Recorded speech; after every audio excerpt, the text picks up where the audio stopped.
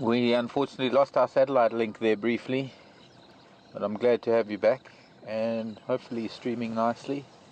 Welcome to this part of Juma. We're sitting with a coalition of male lion known as the Birmingham boys, come from a property known as Birmingham, probably from a pride of lion there.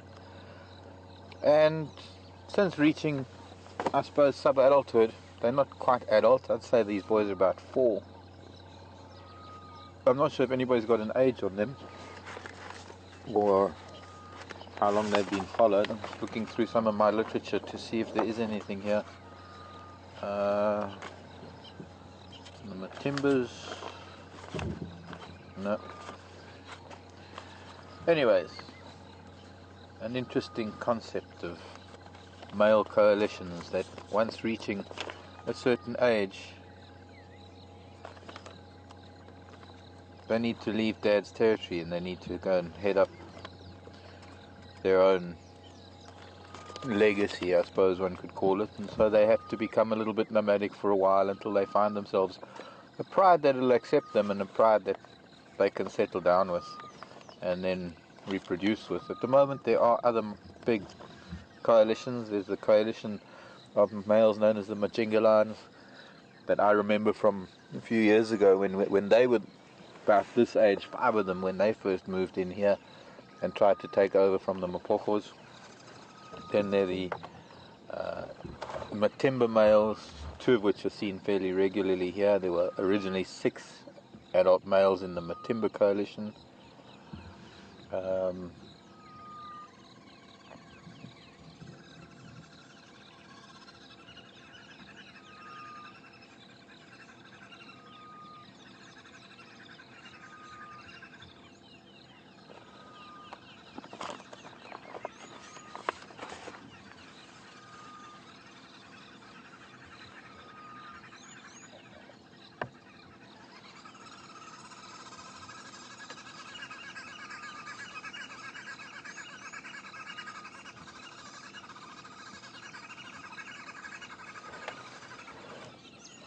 You hear the cackling of the red-billed woodhipoo in the background.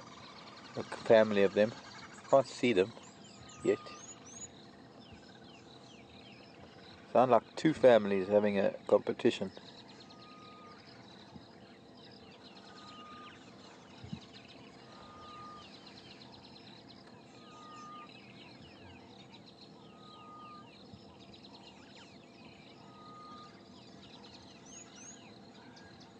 He's gonna get hot, that one flat in the middle there.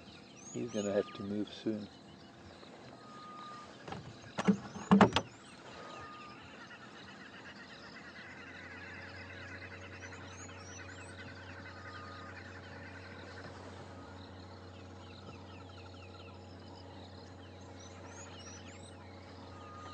And they're fairly full looking.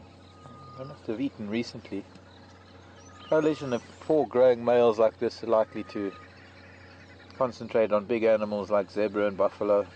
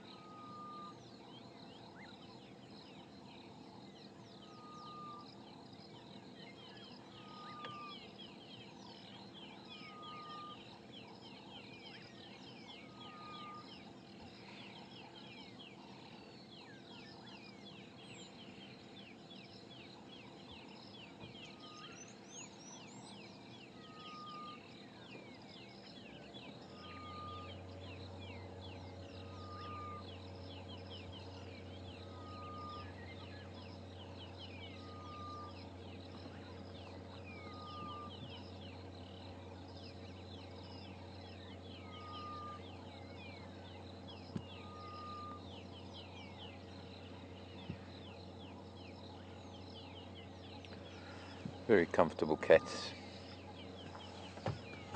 Could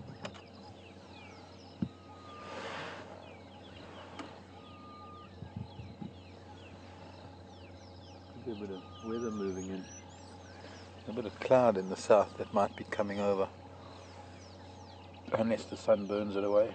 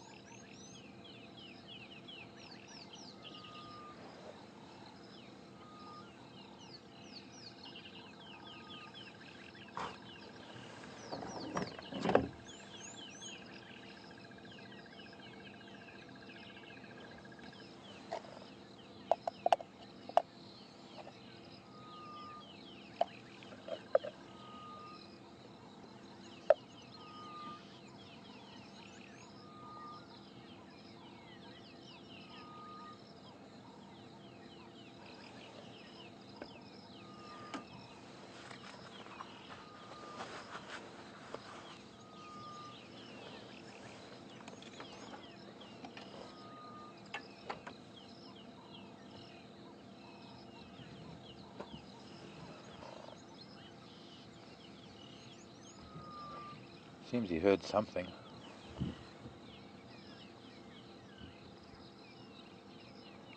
It's remarkable how attentive cats are. I mean, even our domestic cats, you will find that there is a way for them to block out ambient noise, no matter how much of it there is, but to perk up at the sound of anything that is of interest to them.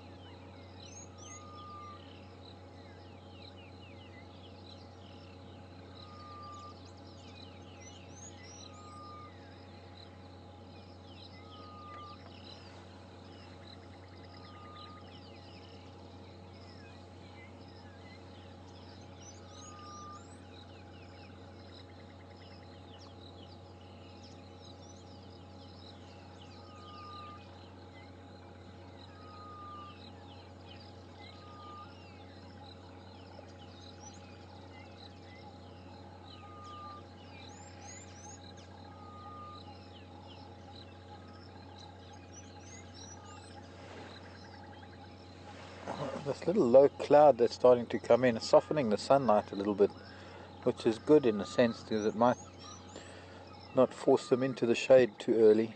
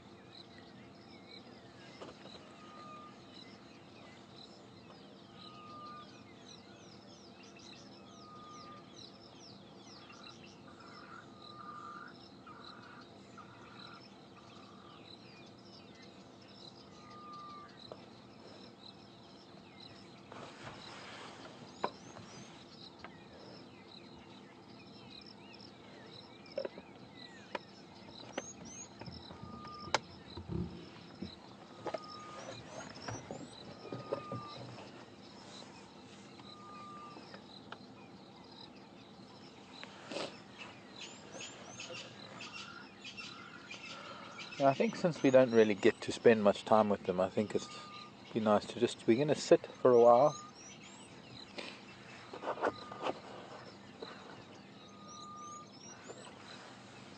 Okay, evidently we lost a little bit of the beginning of this, so just to mention, we're up at a place called Sandy Patch. There used to be a beautiful lioness here with her cubs. Her name was Sandy Patch. She was quite a famous cat.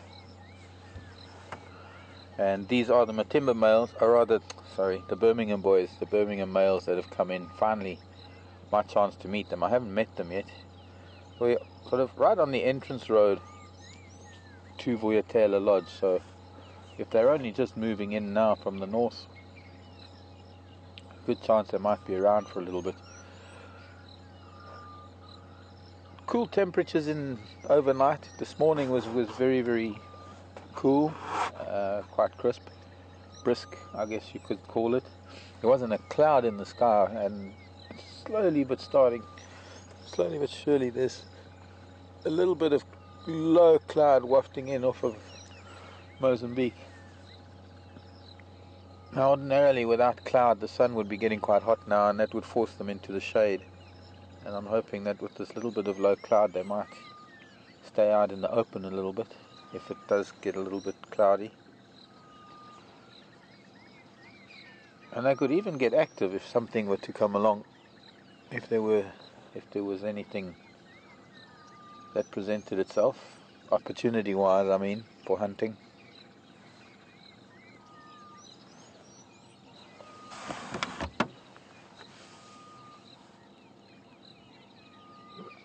You've seen these boys before? 4? 5. So we're missing 2. Yeah. Interesting.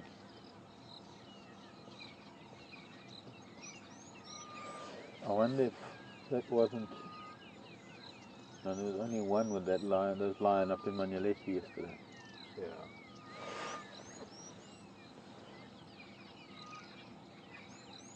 It must be lurking somewhere.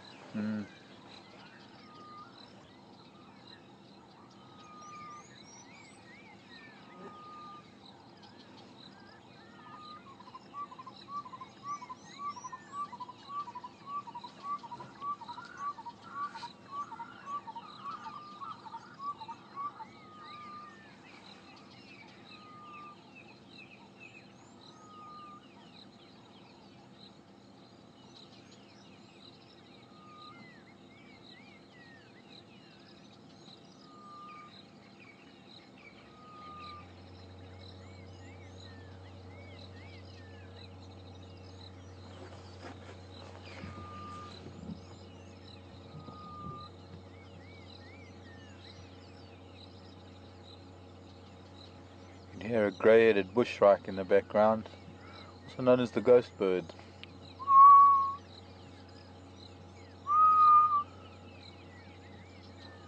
Or my rendition of it.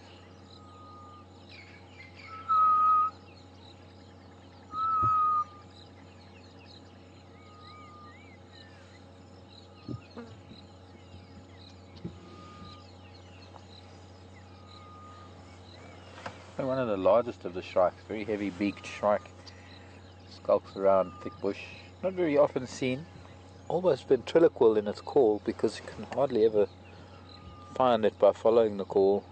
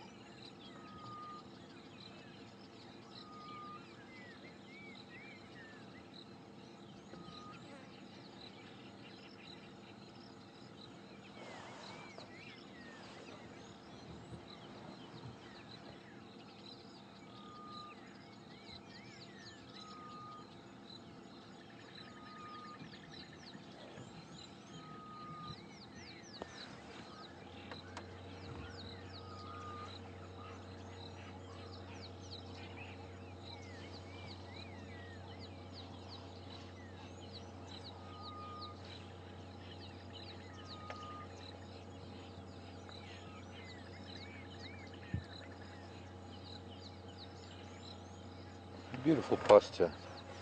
Ears forward, interested in something, listening, or even looking at something.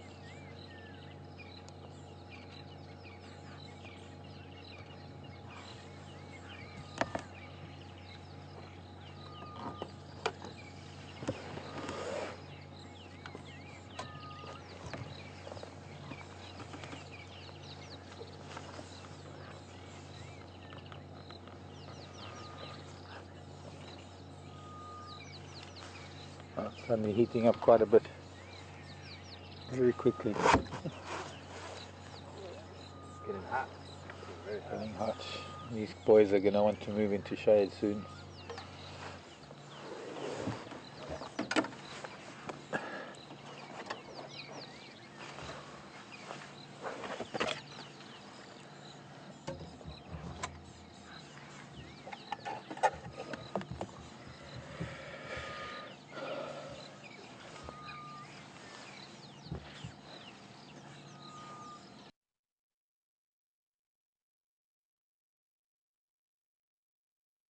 I've seen, it's a question from Valerie. Hello Valerie, Pennsylvania. 7 sub-adults. I once, up in the Timbavati near home, 20 odd years ago, I was running a camp near my place. A little place called Mbali, part of Motswari. And we had a group of sub-adults, 7 sub-adult males. And I suppose apart from them, and I moved on to the Okavango Delta after meeting them, so I wasn't in that area for some time after that. and I don't know what happened to them. But other than that, coalition of 6. Here it comes. I could see that coming too. Wanting to come to the brothers, moving to the better shade.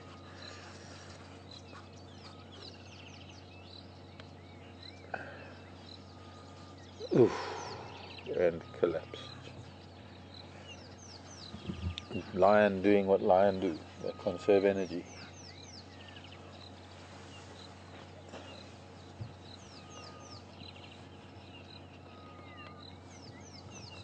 These big coalitions of males is not a thing that is I've known from my past. I mean, in my past, the most that I've had, I'm talking about 20, 30 years ago, was maybe coalition of 2 males.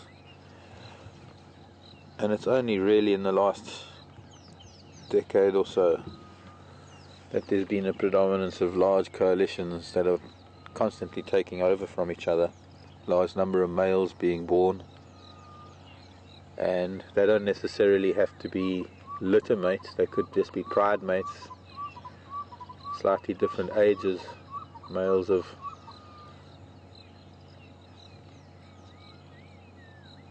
different ages that leave the pride at a similar time. They would be similar, they would always be of similar age.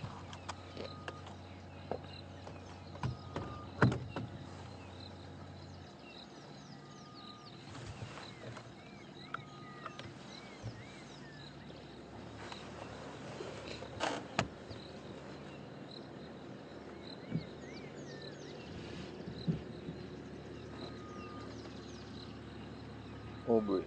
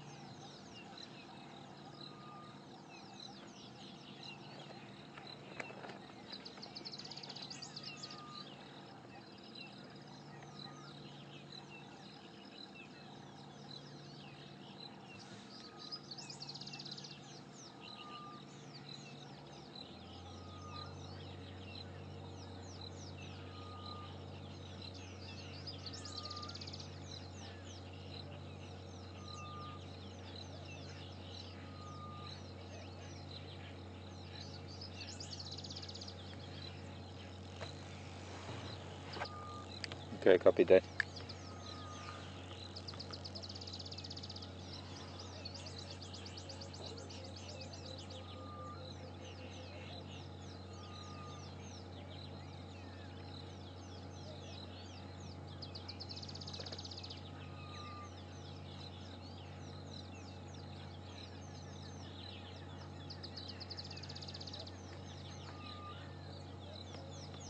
Sounds like Vim is back in FC, still dealing with a few technical issues. But we're going to be crossing over to Alex because he's found something else for us this morning. We're going to stick around and see what happens here with these lions. And in the meantime, enjoy what Alex has for you, and we'll see you in a short while.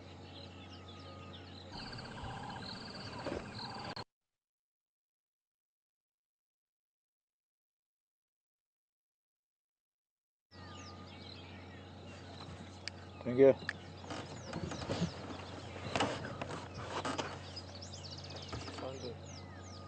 Oh. Okay, we're here.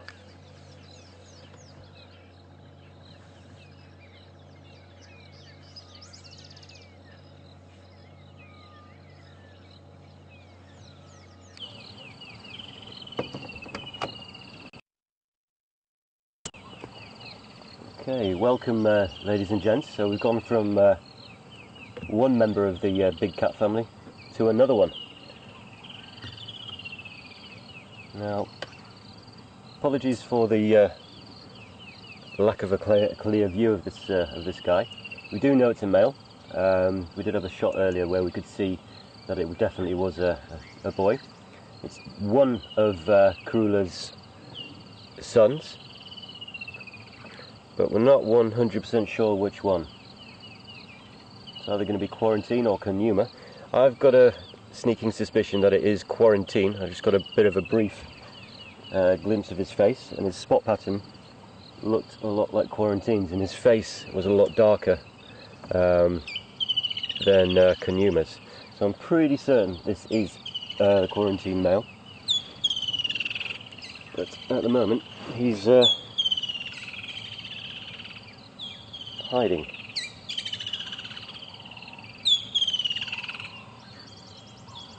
Now, it is actually quite, if this is Quarantine, it is very interesting to see that he's in the same area that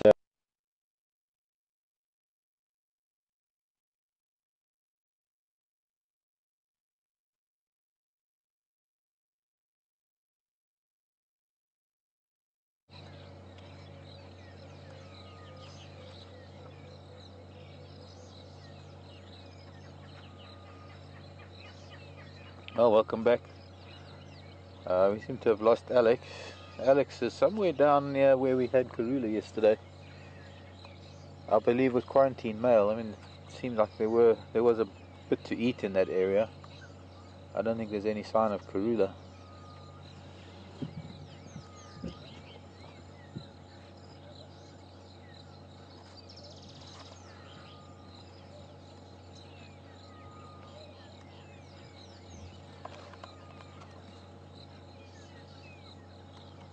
Stretch. We're gonna go fall on top of his brother. Just rub heads. No.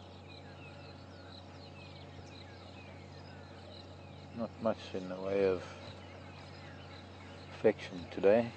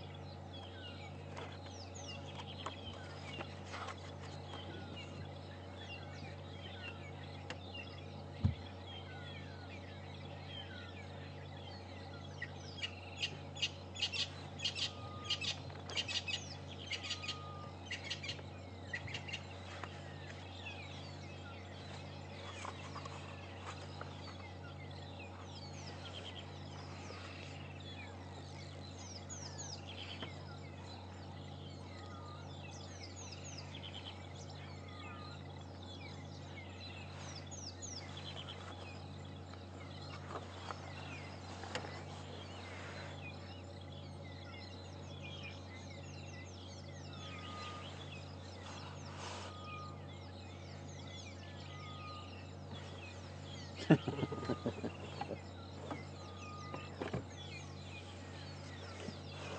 we seem to be stabilizing Alex's feed, which is good because we want to go back to Alex now. So what we're going to do is hopefully stay with him for a little bit and see what he can find for us. While you're there, I'm just going to take a ride around here. These lions are not going anywhere.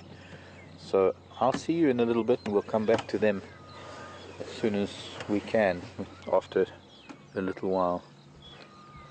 So goodbye for now.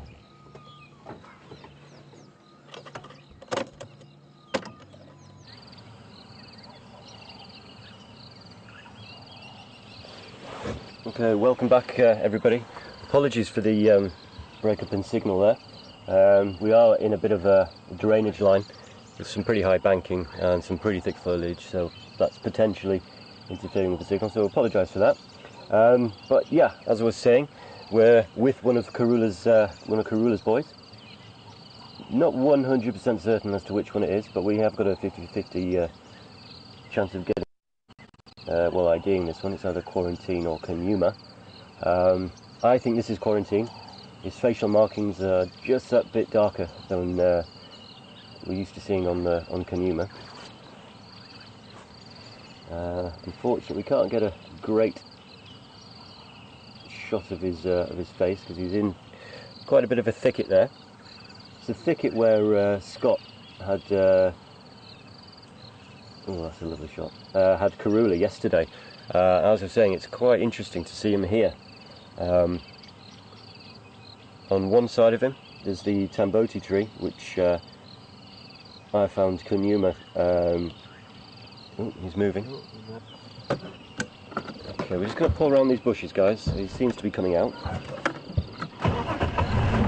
Hopefully the signal will hold. Stick to the higher ground of this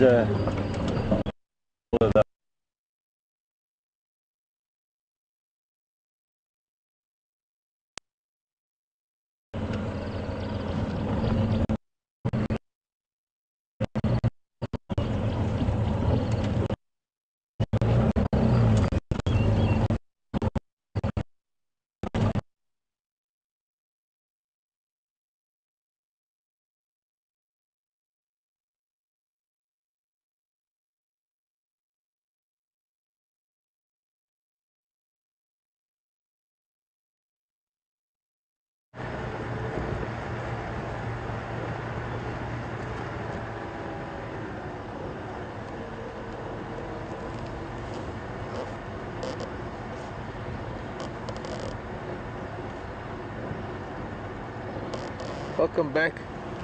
There's been some lilac-breasted rollers complaining bitterly while we've been with the lion somewhere down here. They also, with them sleeping, I'm just going to wander around a little bit just to see if we can find anything in the immediate vicinity. There also are some mushrooms. Now it's this time of the year with a lot of moisture on the ground, a lot of fungi are starting to grow, and I'm kind of interested in mushrooms because of the diversity that we have with rotting wood, fermenting and rotting animal dung, because you get specific species that are either going to be on dead wood or in animal dung. Okay, just a quick link. We've got to go back to Alex quickly. We'll see you shortly while I'm looking around for something. Okay guys, I think this could be Kunyuma. Yeah, this could be Kunyuma, actually, thinking about it and looking at his face. He did give us a bit of snarl, a bit of a rev.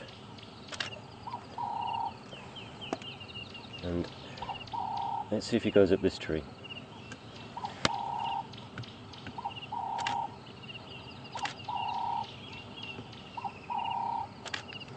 The kill still is up there. Oh, there we go.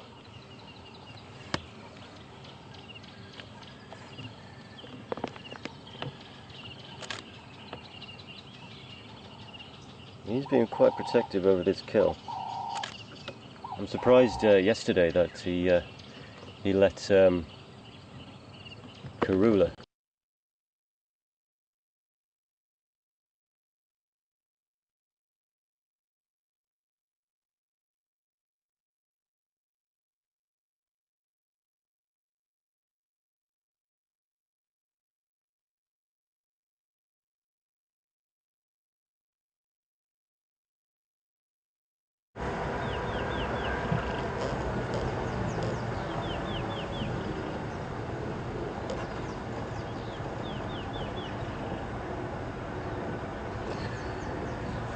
seems there might be a little bit of trouble with Alex. I think if Alex is down in that drainage line, I think that might be what it is, below that big jackalberry. Well, you're back with me, and we're going to head back to those lion boys shortly. Now that I've come to investigate to see why those rollers were shouting, they've stopped shouting. I can't even see where they are or were.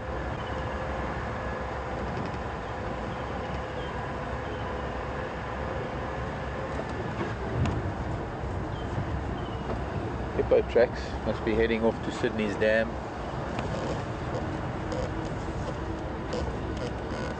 A couple of highways here, in fact, that crisscross this access road.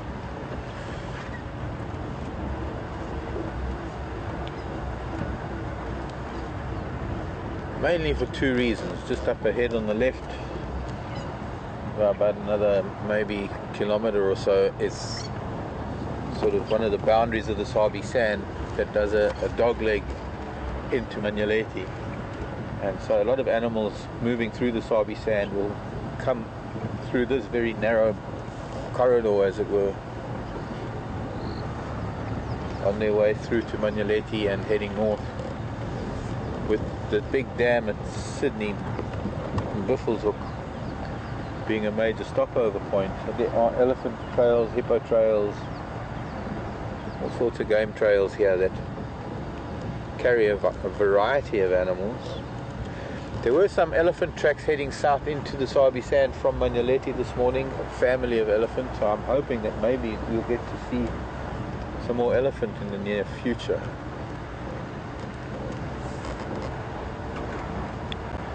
They do cover so much ground that sometimes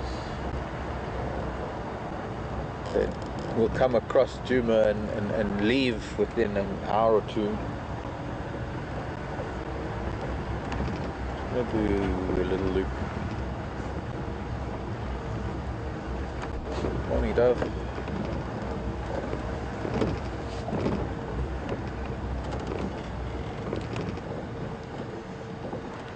And so back to Jigger.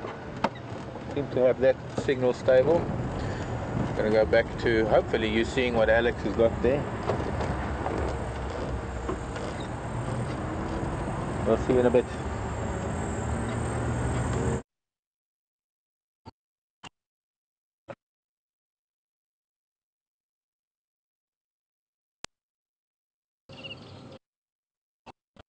Craig, do you copy? Oh, we've got the Birmingham boys.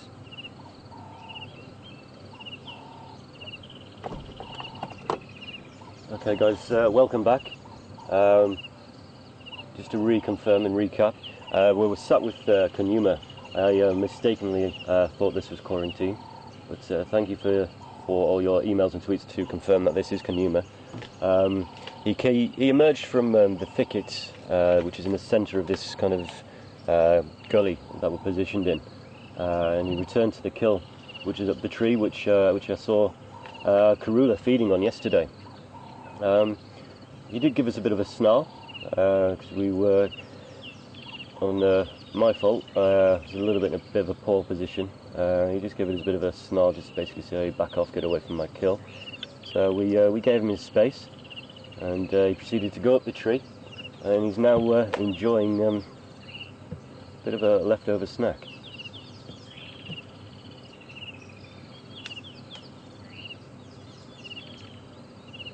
But yeah, this is definitely Kunyuma. Now I can see his face properly. Just look at that spot patterns on the shoulder there, absolutely superb. Fantastic markings, and those rosettes are absolutely stunning.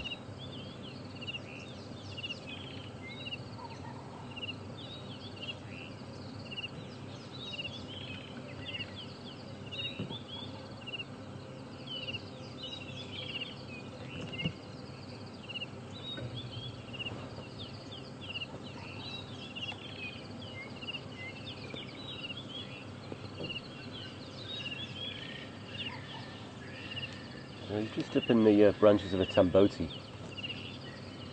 It's got some nice branches for him to climb on and just store his food and keep it nice and safe. Now, I'm still a bit confused as to who potentially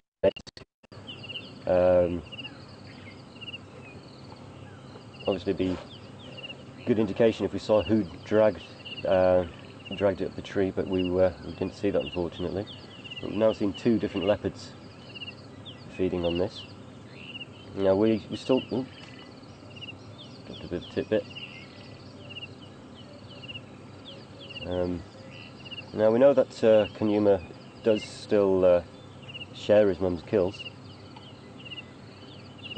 Maybe he's still a tiny bit dependent on her, but maybe he's just a bit of a, I don't know, a bit of a freeloader, a bit of a mummy's boy.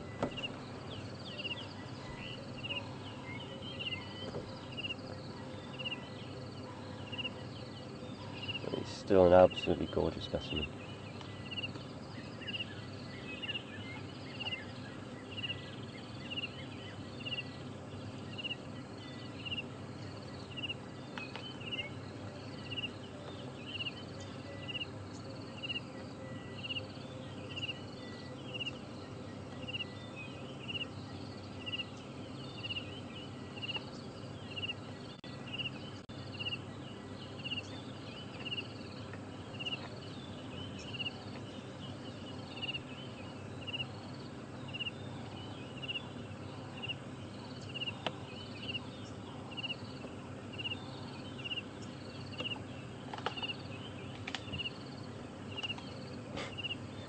He looks quite comfortable there.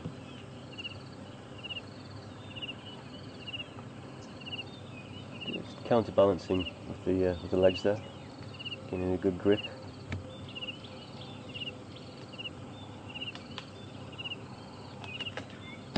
Such an agile cat, they really are.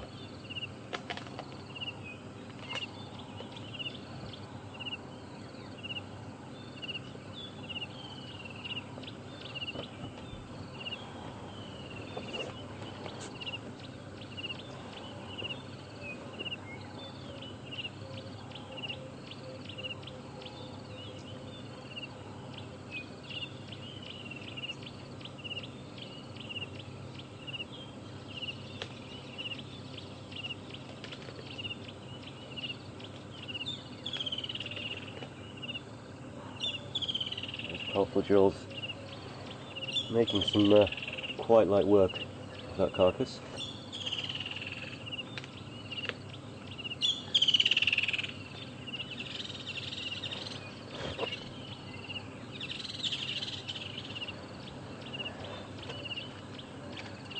I'm just going to take a couple of pictures, so if you do hear a shutter, I apologise.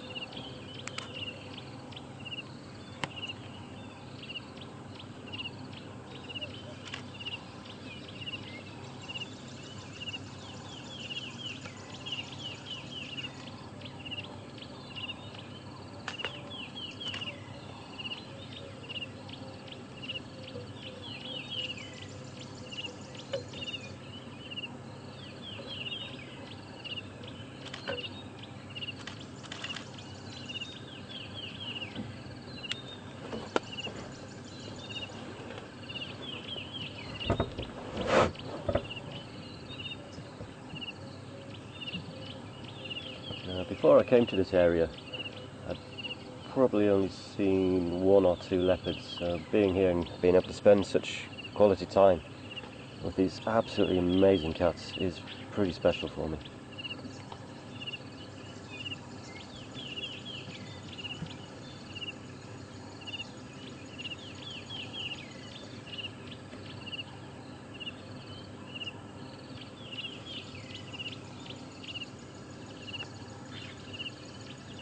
Elusive creatures with pretty big home ranges, so they do traverse quite large areas.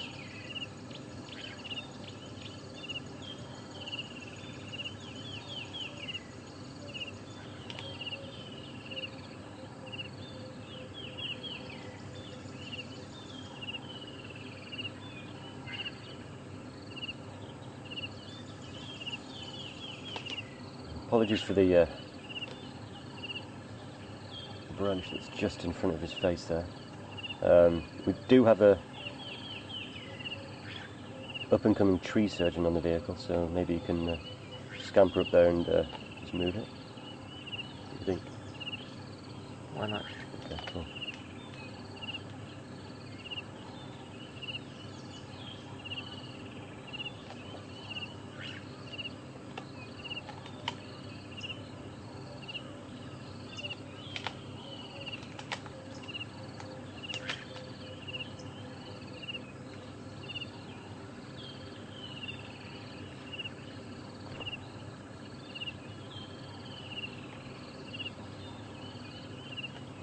Just had a question come through from Jenny in Virginia. Good morning, Jenny. Hope you're well this morning. Thank you for joining us and welcome aboard. Jenny's question is, so the radio was cracking up a bit, so I'll see if I get the question right. Will a carcass be too... will the carcass go off if it's left up there for too long? Will they still eat it if it's been up there for too long?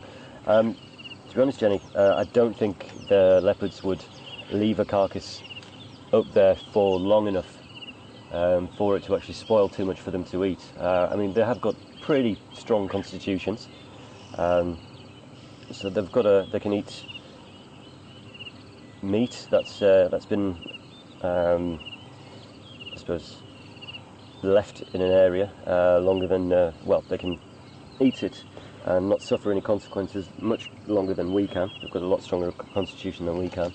But yeah, this carcass, they can usually feed on a carcass for about 2 or 3, maybe 4 days. But to be honest, if a carcass is left, I don't think it's going to be that much of a common occurrence if a carcass is left for it to spoil. Unless something does happen to a particular leopard, I don't think really there's going to be much opportunity for it to spoil. I mean, potentially if a leopard is chased off a kill, then there is always that chance, but I don't think there's real much time scale where a leopard will kind of leave a kill up a tree and then come back to it maybe a week or so later and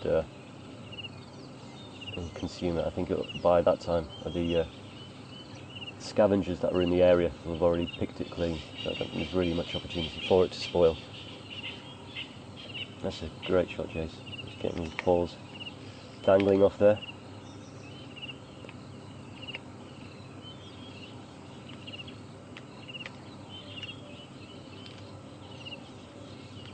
But good question, Jenny, thank you.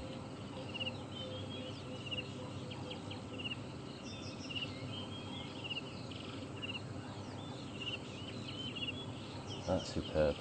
Just giving us a bit of a look just to make sure we're not encroaching on his snacking.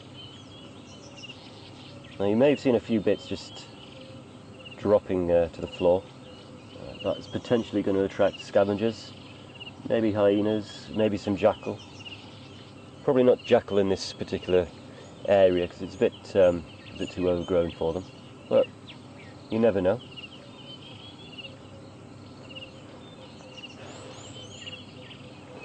Just keeping an eye out though, just to make sure that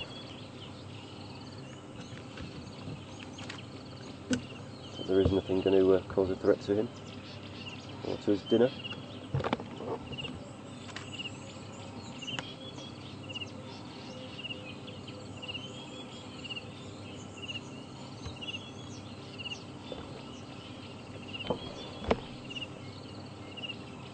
Oh, ladies and gents, just as I was saying that about the scavengers, we've just had a spotted hyena come in. How about that for timing? I think his ears must have been burning. That's probably what he was noticing. So at the moment, guys, we've got Kunyuma up a tree, feeding on an impala, and then down below him, pretty much directly below the tree, we've got a spotted hyena picking up the scraps that have been dropped.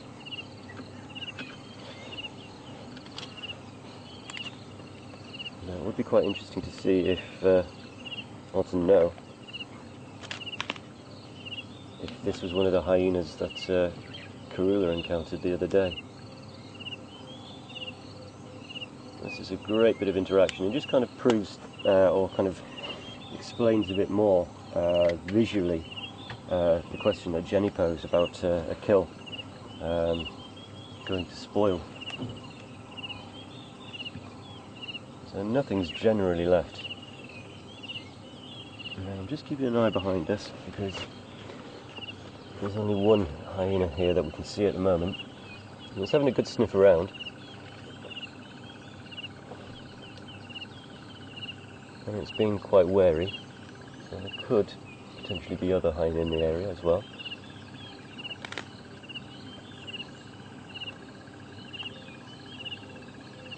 There's a good example of the hyenas chewing through the bones.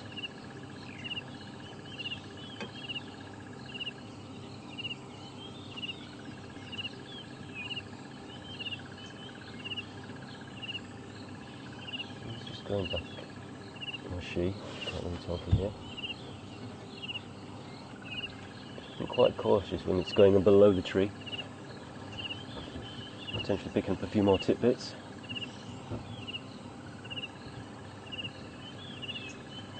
Kunyuma doesn't seem too phased by the presence of this hyena at the moment. He's quite safe up that tree. Got a good grip on his prize.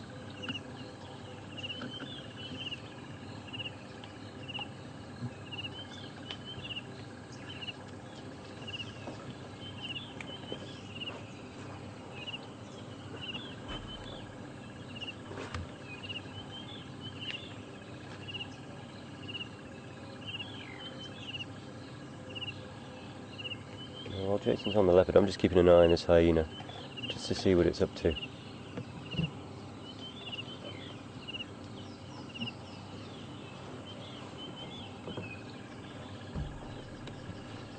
Well, this is excellent, guys. This is really nice to see.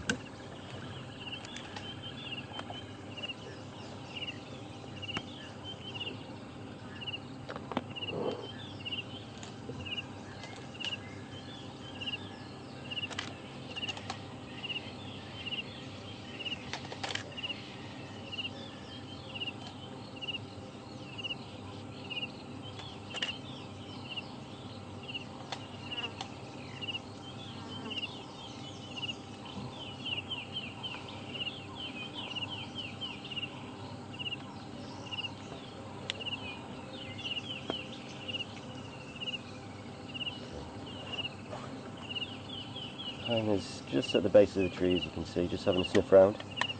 Just check if there are any other tasty morsels that it can scrounge or scavenge.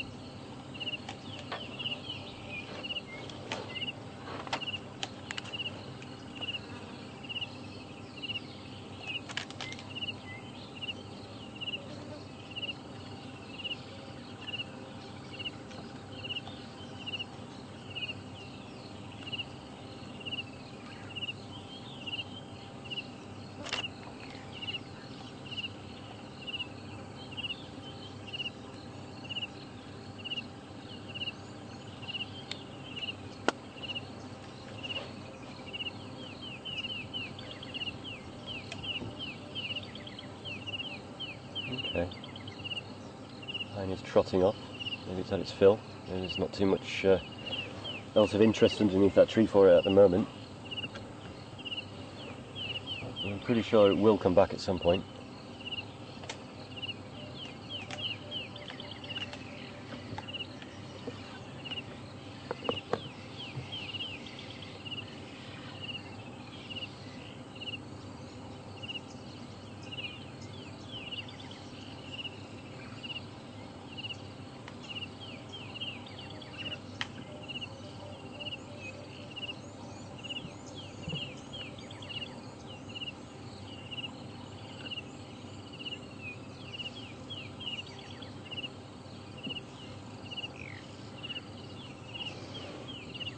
quite a nice little area that we're sat in actually at the moment. There's a lot of activity here, a lot of bird activity, some cracking trees. Got a leopard in one of them.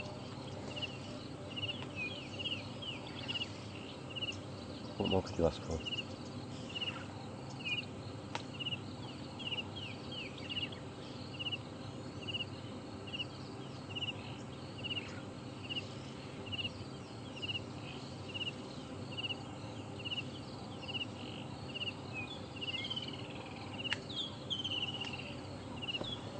I'm not too sure how much of this killer is actually left.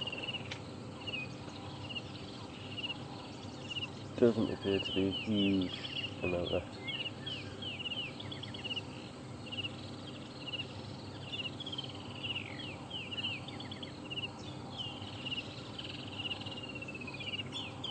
Right, you see a bit more.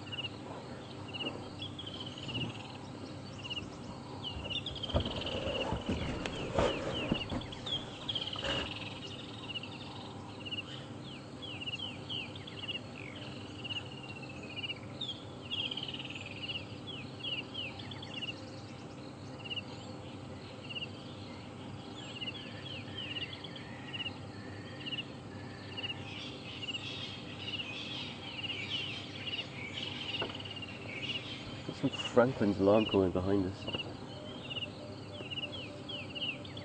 It's obviously upsetting them.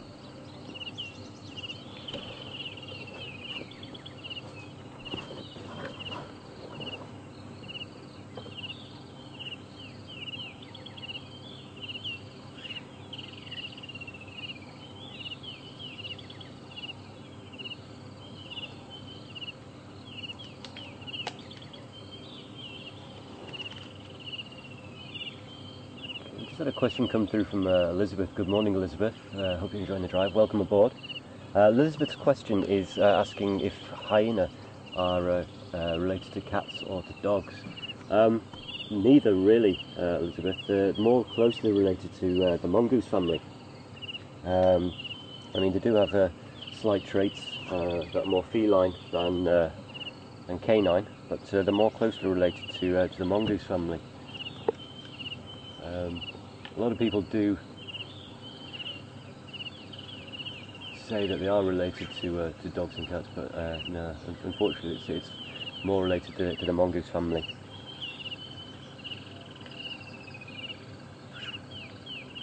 It's a nice question, thank you, Elizabeth.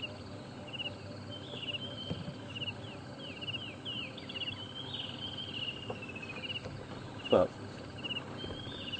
saying that they are in their classification, or scientific classification, the Hyenidae do have their own separate class, as it was. So they are kind of in a class of their own, but as to what they're more closely related to, it's the mongoose family rather than the actual cat or dog. It's quite interesting to see how things kind of evolve and develop to suit their environments. And hyenas are a definite good example of how a species can adapt to survive and use its environment to its advantage.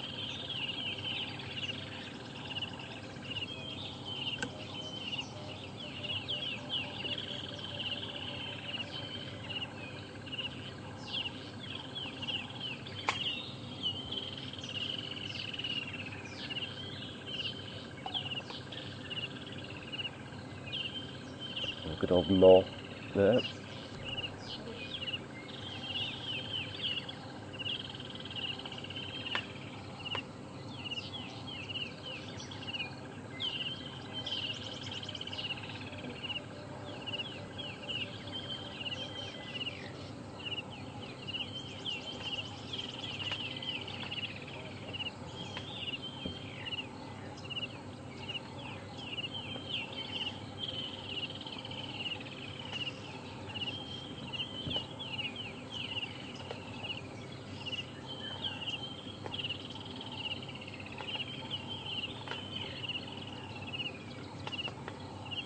Yeah, there's a few people been asking if about the other impala that was taken by Karula and placed in the Chackleberry tree, which is kind of opposite to where we're sat at the moment. We did have a look as we drove down into the gully to see if it was still there. It is still there. Didn't really have a good look to see how much of it is actually left and how much has been consumed, but it is still up there. And it is quite interesting to see that the trees are pretty much opposite each other in this little gully. A nice big thicket in the middle, just for the cats to come and take a rest in, so take some cover. There is the baby impala is still in that tree, but we didn't really take too much time to have a look and see how much of it has actually been consumed.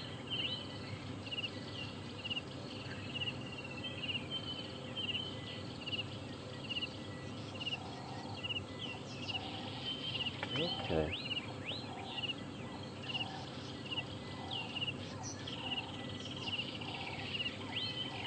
Just watching Kunyuma as he eats.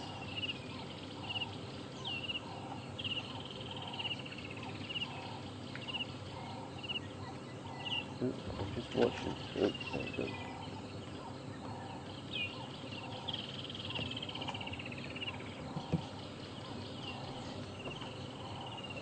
Almost looked a bit like what happens when you dangle a piece of string in front of a domestic cat or your house cat.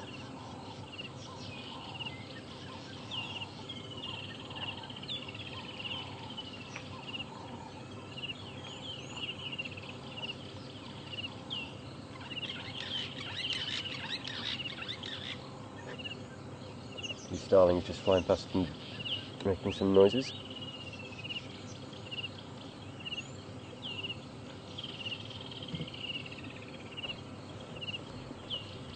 Looking a bit more cautious now. Let's just have a look around.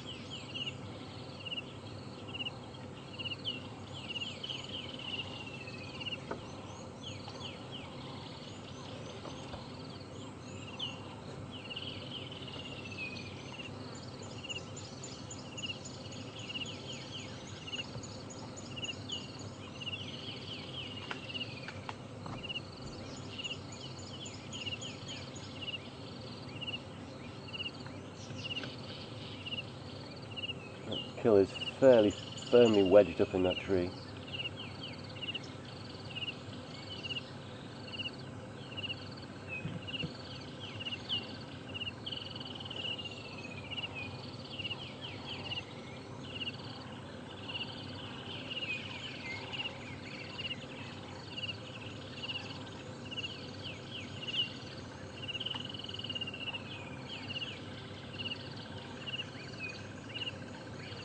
Definitely enjoying his breakfast.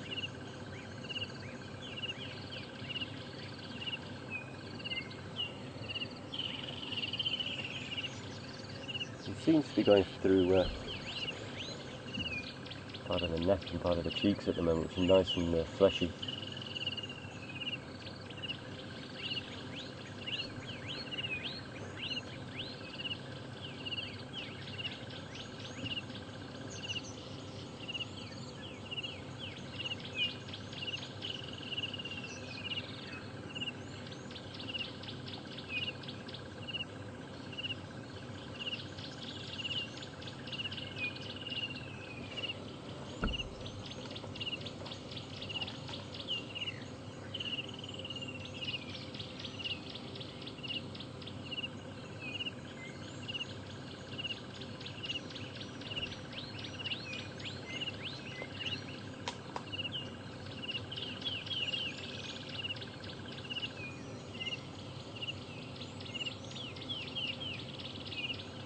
Just using that long, rough tongue to just kind of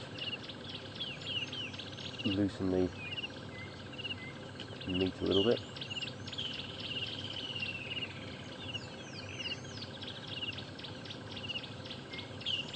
Definitely one pretty cat, that's for sure.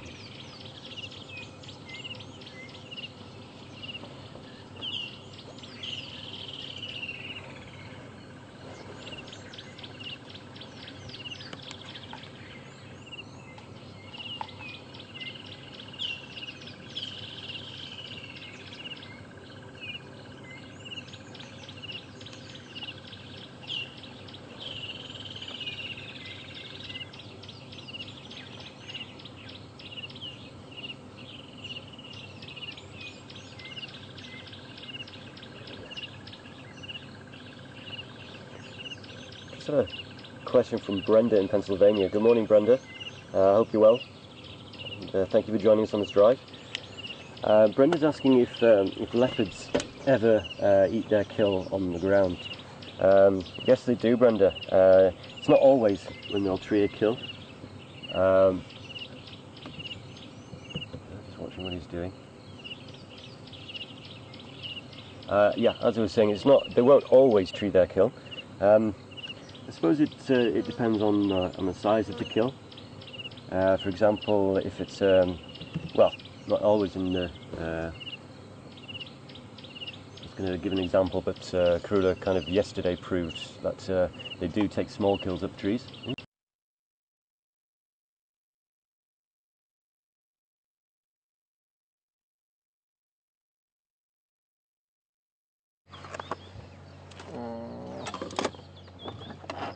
Got Mark here?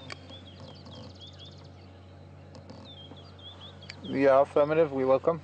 Hi everybody, welcome back to us here with the Birmingham boy lions.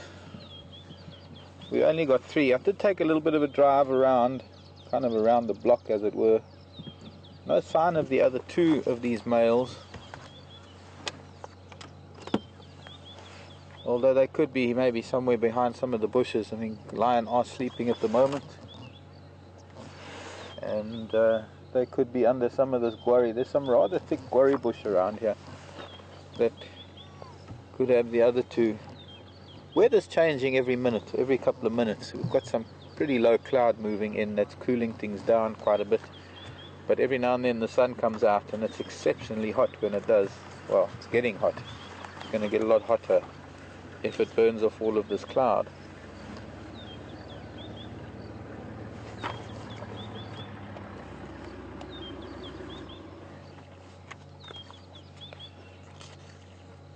But also expecting that they're going to need to move into some shade pretty soon because they're running out of it down here.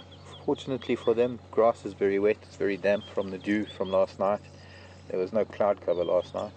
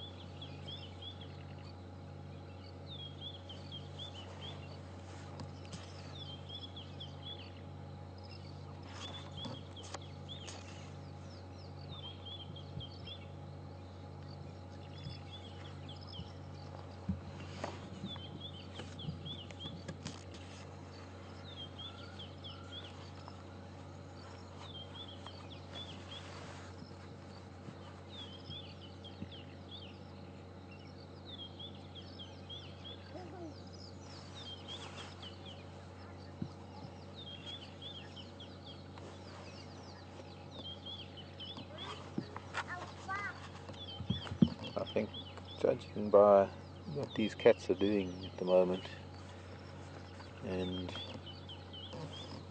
the fact that they're probably not going to go anywhere, perhaps we need to go for a short drive, see what else we can find.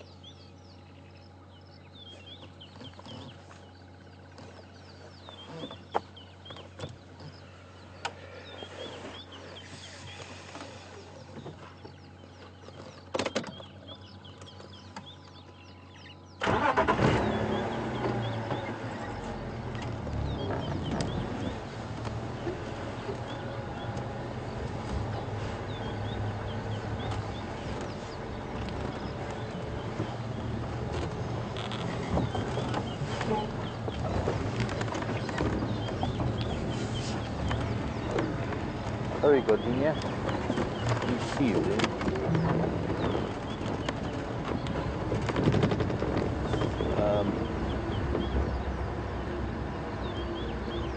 Also, I just wanted to move away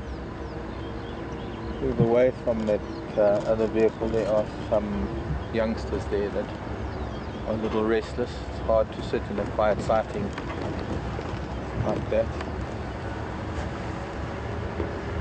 But I don't think those cats are going anywhere, and I'd like to get a little bit of an idea of what's been moving around, so we're going to take a drive. Maybe we'll take Aubrey's Road in Gallagher and see if there are any signs of elephant. There were some elephant tracks heading north, just north of these lions, but that was during the night at some point.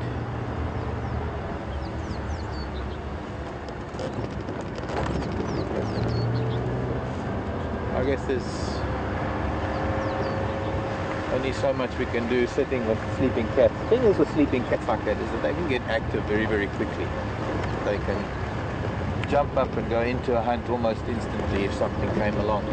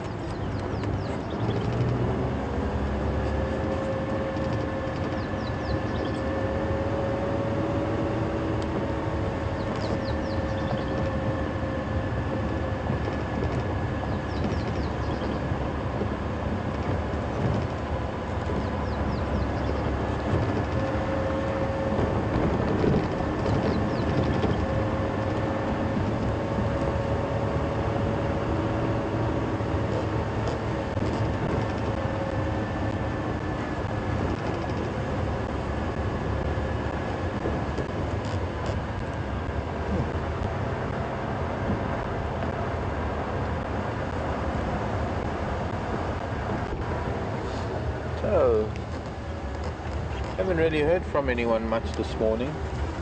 Questions at WildEarth.tv or hashtag Safari Live if you're going to tweet. But questions at WildEarth.tv, our email address.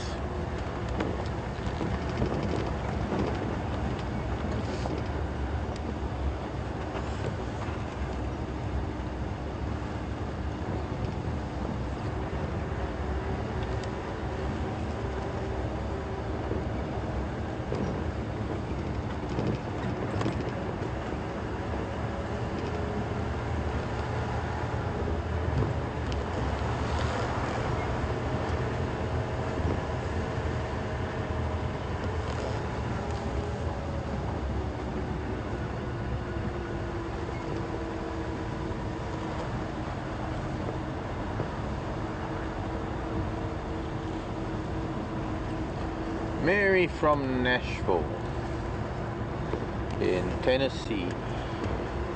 Good morning, Mary. A very interesting question. Mary is saying that one of these Birmingham boys, there is one male there that has a bit of a bad left eye, and wanting to know if as they get older, is it likely that he's going to get pushed out or left behind or suffer some other fate? Not necessarily, Mary. Actually, he's got a greater chance of survival, the fact because he is with the coalition. So the fact that he's with his brothers means that he is able to hunt and feed better than if he was on his own. So no, I personally I don't think so. Look at this fresh early dung. There are elephant around. That's very fresh. And there are a lot of branches that are broken on the road, and they're all old. That's all old stuff. But this elephant, this was like an elephant bull. If only I could find his tracks just across through.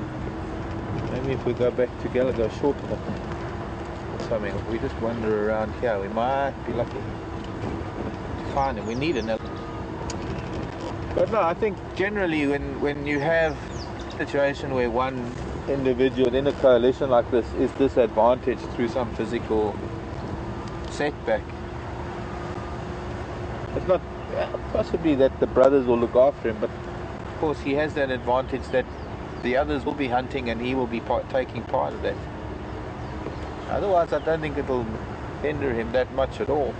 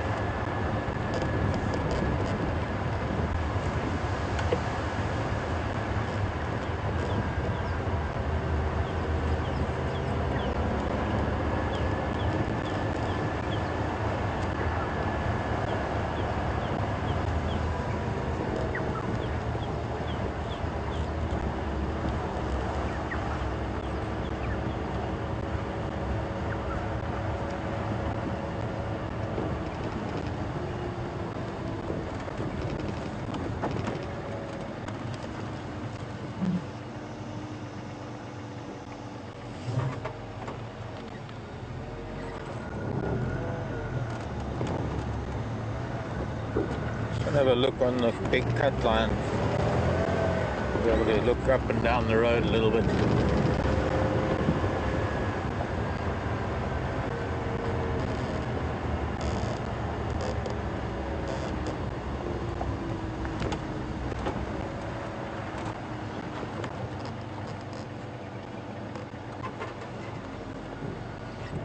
Some elephant tracks coming in, heading west. Not very fresh though.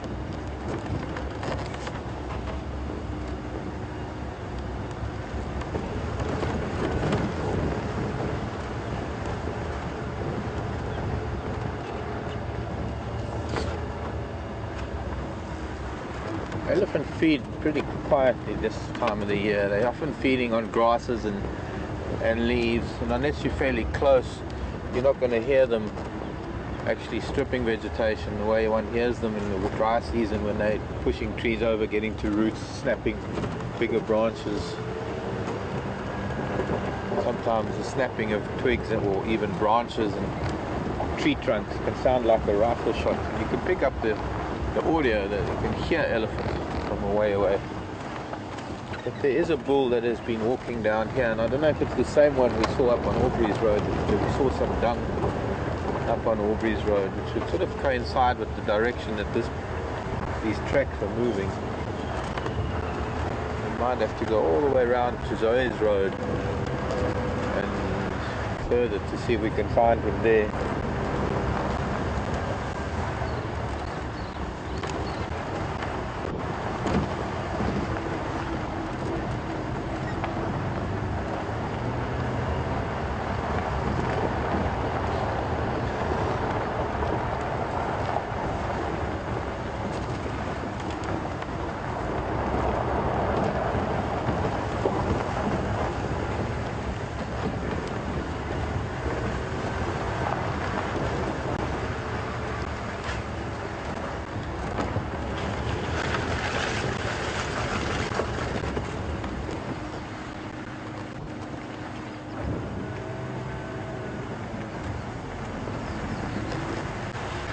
Morning Dave. Dave in Toronto asking about the wild dog.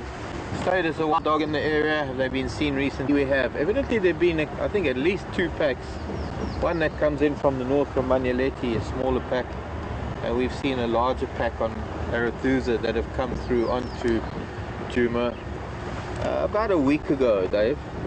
They were here.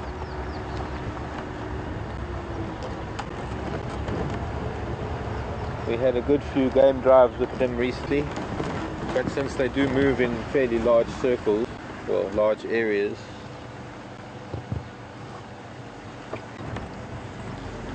could be voicing around this again. Even to never knows. Generally, once they've been through and move on, it could be a while for them to come.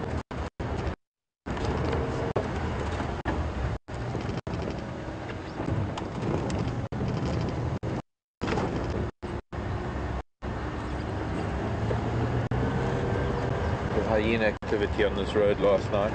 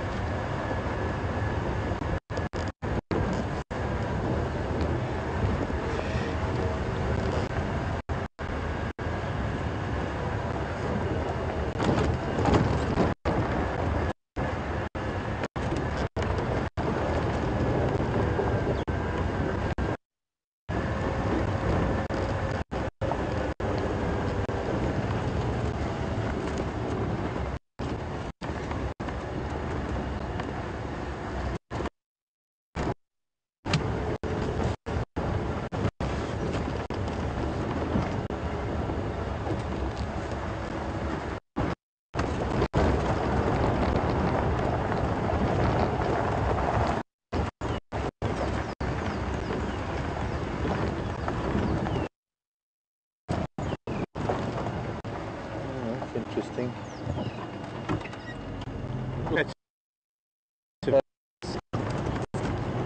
Some blossoms here. If we can try and get to see. I don't see too many of these teaks flowering because of the way the elephants farm them. But here's a nice picture of flowering teak. And I'm just looking at a juvenile lizard as well while we're at it. There's something in its mouth.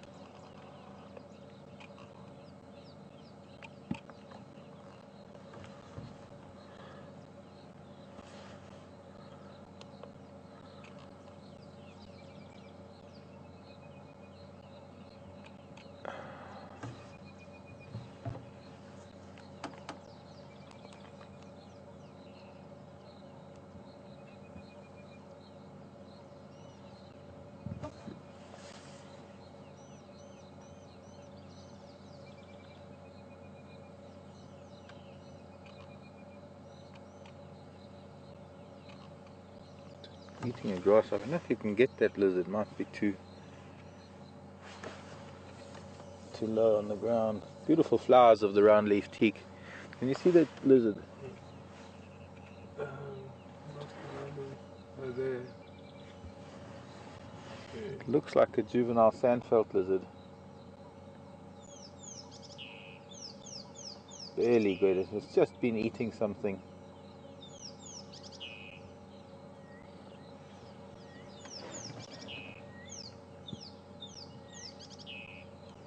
It's been eating something quite big that it's still battling to swallow.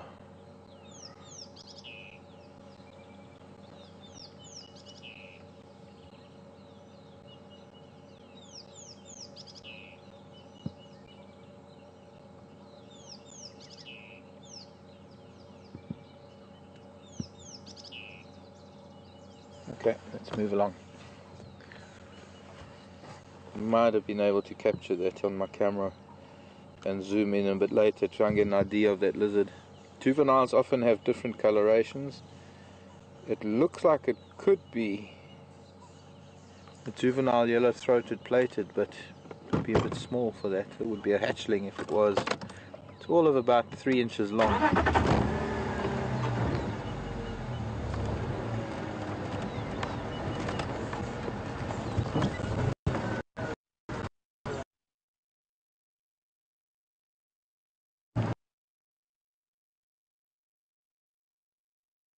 Long. A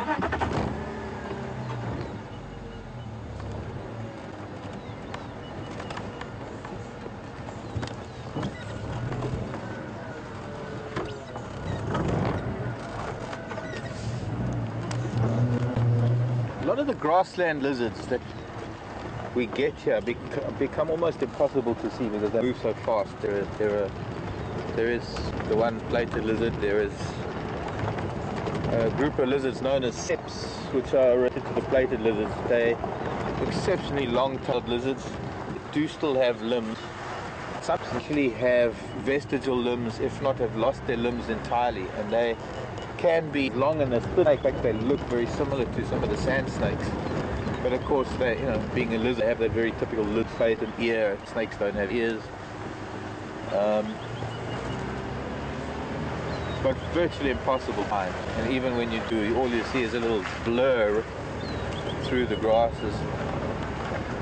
Striped sandfelt, a lot of the grass lizards, just a number of lizards that are very beautiful but just very elusive.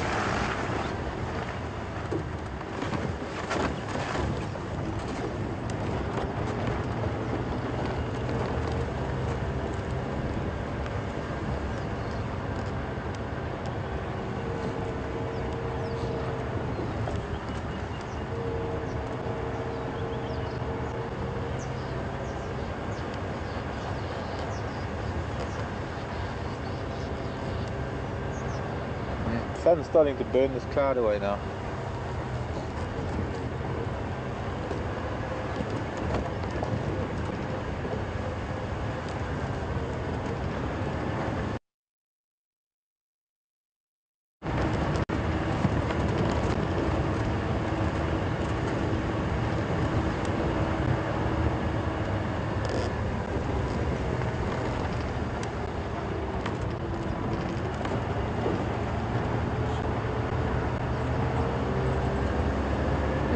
the difference between a lizard and a skink? That's a question from Lewis.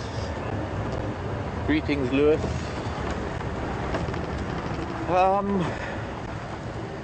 The skinks tend to be a lot more smooth scaled, shiny. Lizards tend to be more rough scaled. I guess both lizards and skinks are, well, they're all lizard families, so it's just different types of lizards, really. Skinks, very, very shiny and smooth scaled, slightly different toe configurations, different colors.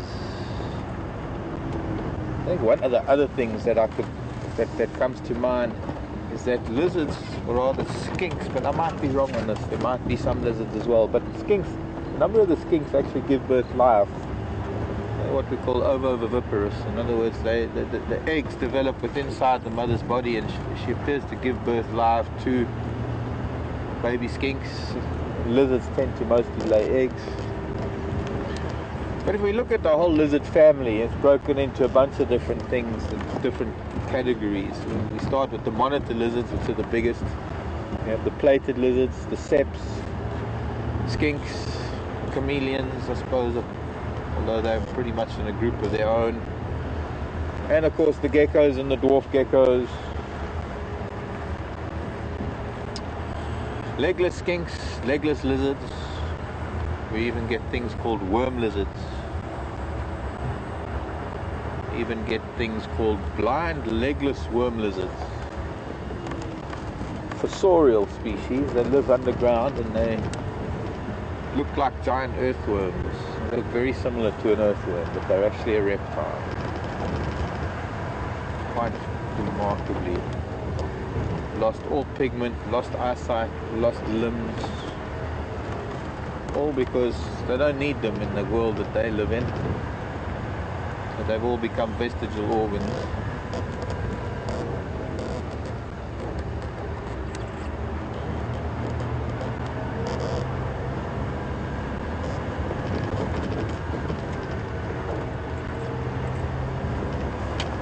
We'd like to show you more of lizards and skinks,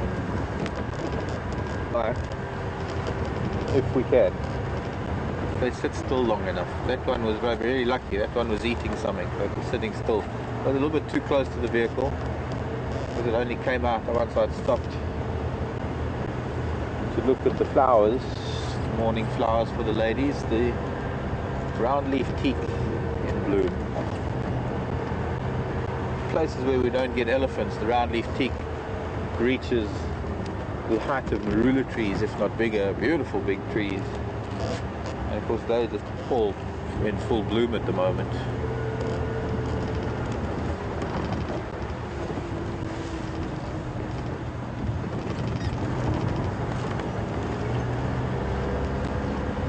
We're making a large Bonzoes Road. Bonzoes Road heading up to Impala Plains near the mast.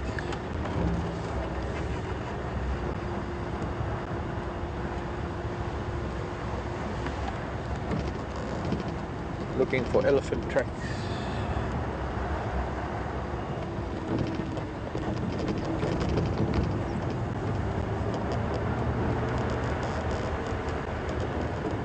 Looking for elephants, period. No, right now it's settled for some tracks.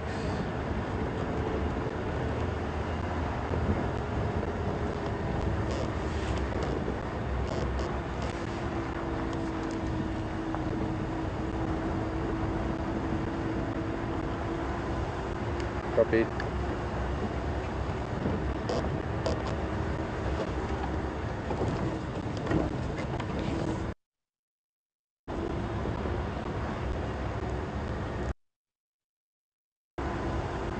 Copy.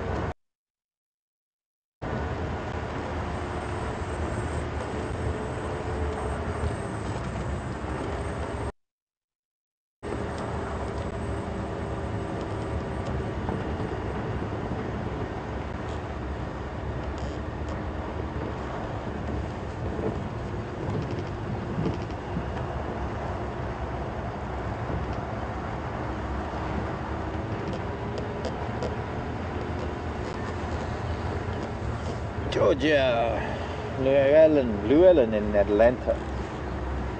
Hello, Llewellyn. Question about lion manes. What age do they become full? Do they lose the mane and grow again? Do they continually grow? Llewellyn wanting to know a little bit about lion manes. Well, largely, Llewellyn, the mane itself is a genetic thing. So there are lions that carry the gene for bigger manes than others. In fact, there are some areas in Africa where I have lived where the adult male, 6 to 8 year old adult male lions don't even have a full mane like these young boys do. I'm guessing that they're sort of in the region of about 4 years old. But it's because of the genetics of manes and how that works that sometimes a 3-year-old can have a heavier mane than a 5-year-old. So these boys could be a little older. But the mane does tend to be full. By the age of 5, a lion's mane tends to be pretty well full, but not entirely, because as he grows older, the mane does grow longer, and it also depends entirely on the area that those lions are in, because places like the Kalahari and up in Serengeti, where one is likely to get colder temperatures, there do tend to be bigger, heavier manes in the older males in some of those areas. Of course, the mane is a measure of genetic prowess, and so it becomes an issue when it comes to sexual selection of the females. The females in some places will go for the heavier mane lion, the darker mane lions, and so that gene will... Hang on.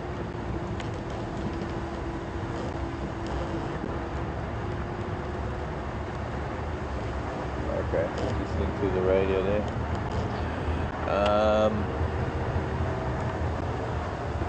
So what goes for lion here in the Kruger National Park might not be valid for what lion go through in places like the Serengeti and Masai Mara, or a place like the Selous Game Reserve, which is completely different, where there are male lions that don't have manes. Then there is a place in Botswana, I believe, I don't know how true it is, I've only seen photographs, somewhere in Botswana where there's some females that have manes. So different areas having different measures of selection that determine the overall population, the overall gene pool of the population of males, whether the manes are going to be big or small or non-existent. There is some evidence to suggest that temperature plays a big role in the density of the mane, places that do get cold. And then of course there is the other factor that the mane is there to protect the neck and to protect that part of the body during fighting.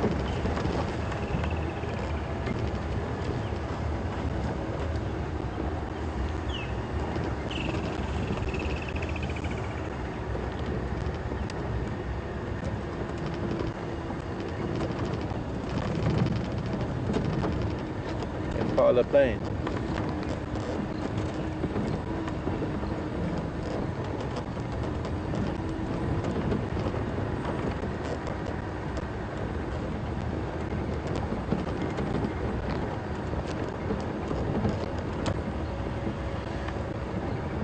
A lot of people asking about youngsters, children, human children on game drives, because there was a child at that lion sighting. It was the same vehicle that had children on at the Karula sighting the other day. And look, you can't expect children to sit still. Unfortunately,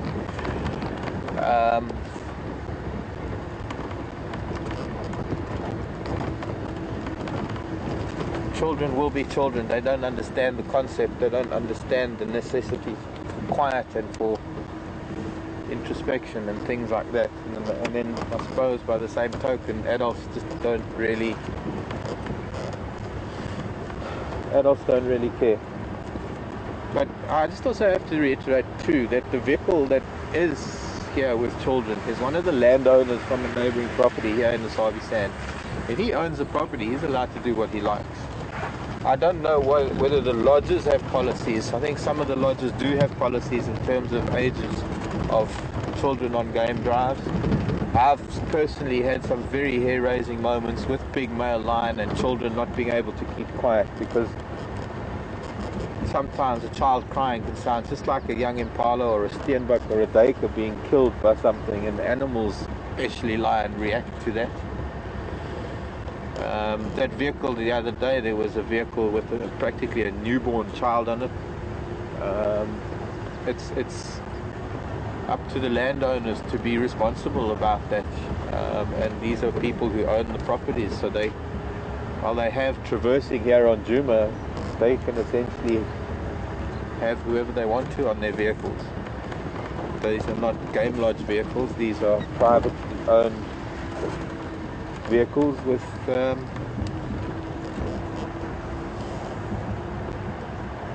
landowners. Something that I experience back home as well with landowners. A lot of people will come from the city once or twice a year because they own property, maybe a few more times a year. They don't have to go through the training that the guides have to go through because they own the property. They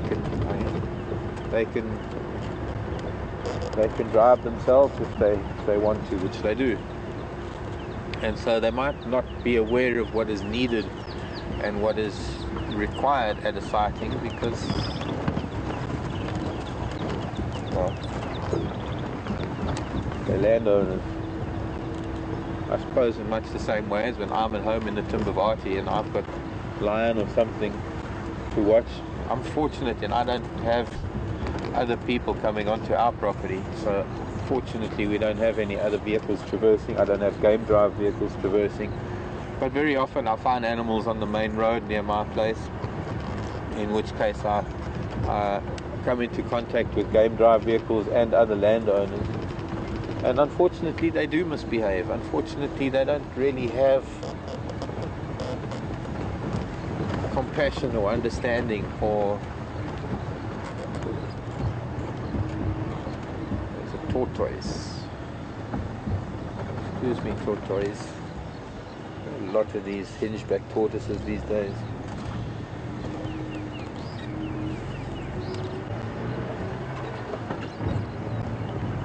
Or even etiquette. They can upset a lot of people and they can upset animals. There's nothing that can be done about it. You know, a long time ago, a lot of this land was being sold for next to nothing because the only thing people thought of doing was either agriculture or farming, cattle farming or some form of agriculture. Unfortunately, agriculture didn't make its way here, and when the Sabi Sand was established already back in the late 50s, I think it was, 1956 or something, there were people conscientious enough to want to protect this land from farming and agriculture. Up where I am, the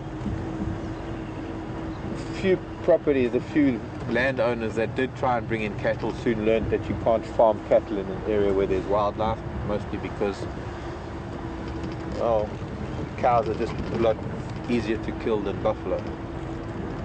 So they would have problems with lion, and the stories of the numbers of lion that used to be shot just to try and protect the cattle is actually quite shocking.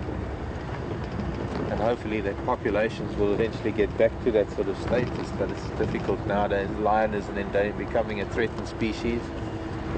There is disease and persecution and habitat loss that is shrinking the lion population of Africa considerably.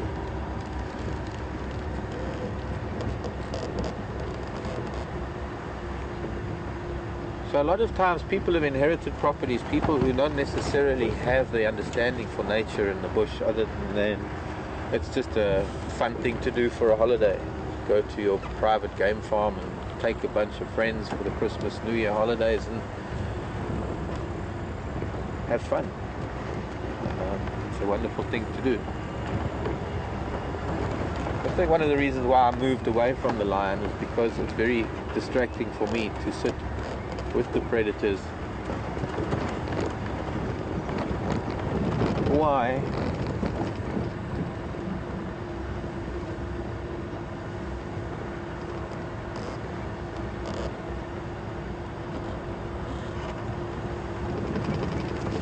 Okay, we might want to switch to Alex. No, you can switch to Alex, it's fine.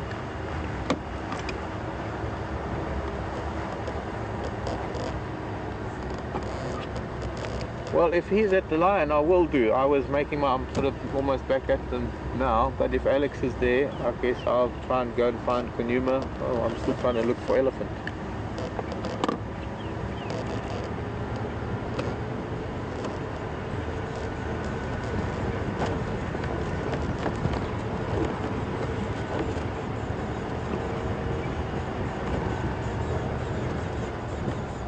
Okay, copy.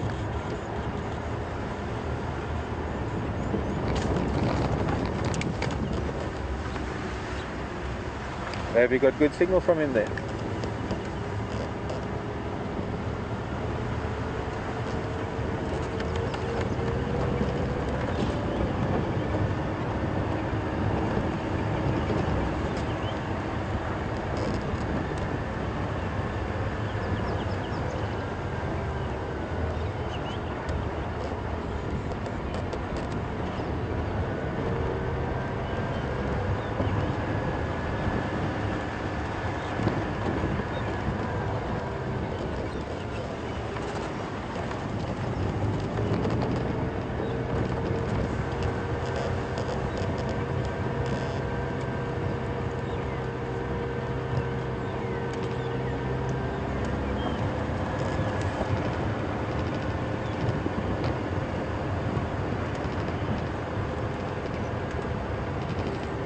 Maybe we need to make our way further east. Alex has now come up to where the lion are, which is, well, we're just almost here.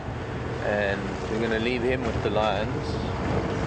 I want to go back to Aubrey's Road and do another loop around just to see if that elephant might have become visible somewhere. I set foot on the road again.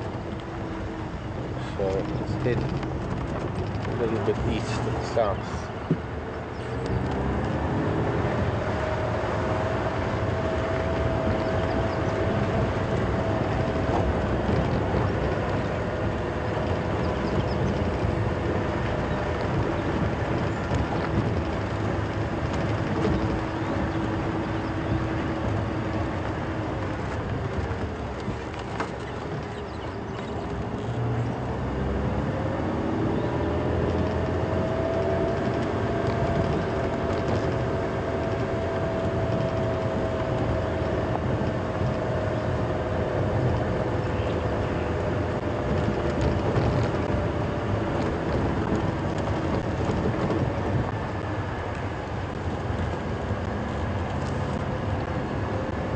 Beautiful day.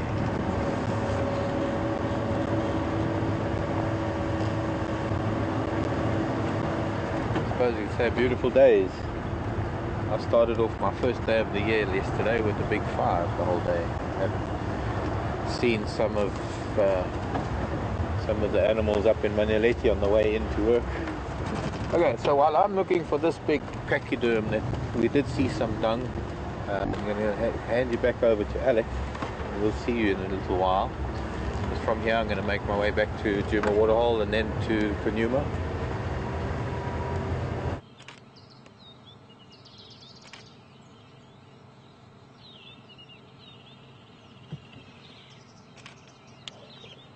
Welcome back, guys. As you can see, we've changed location. We've come to see the lions that Mark spent a bit of time with yesterday. So we're having a bit of a cat-filled morning at the moment, from leopards to lions. Now, I'm not too sure which guys these are. From the chatter that I've heard on the Game Drive channel, I believe this is the guys that have been dubbed the Birmingham boys, or the Birmingham males. But at the moment, can only see 3 of them, so not too sure where the other 2 are. Now, there's a lion just to the right of these 2, and he's looking pretty intently through the bushes. So I wonder if there's something that's just caught his interest.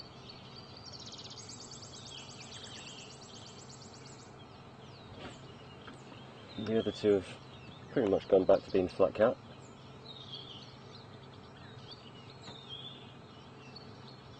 Just using my binoculars to see if I can see anything that he might potentially be looking at.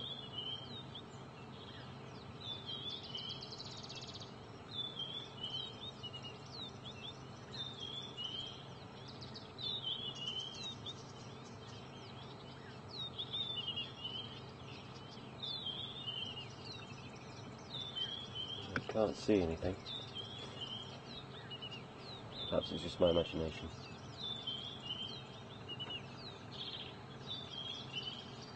You can start to see how his mane's developing. He's got a bit of a punk stripe going on the back of his head there.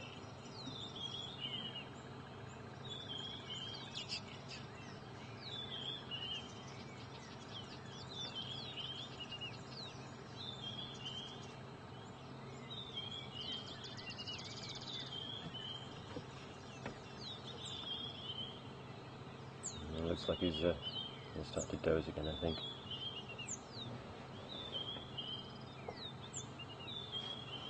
Big sigh and flop back down.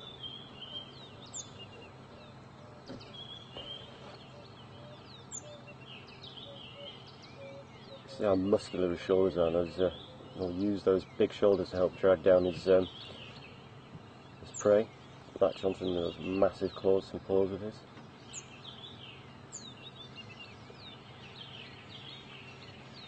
Well, that power will be used to pull down the prey from behind. And snooze.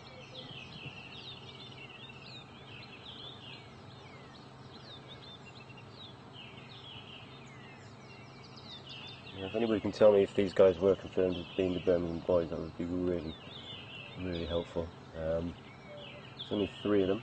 I wonder where the other 2 have gone.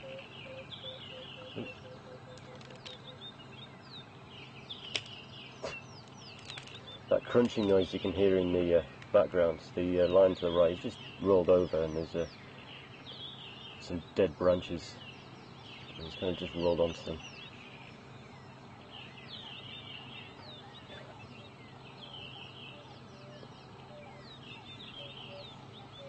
I'm just using one of the branches as a bit of a paw rest.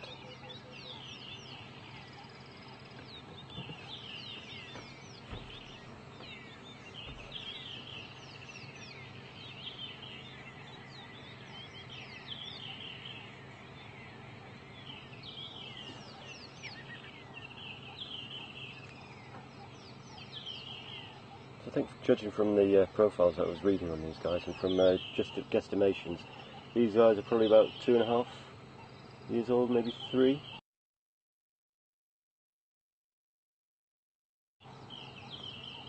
Pretty sizable coalition. If there are any prides in the area with the dominant male, if they did come across these guys, it would be a pretty formidable fight that he would have in his hands.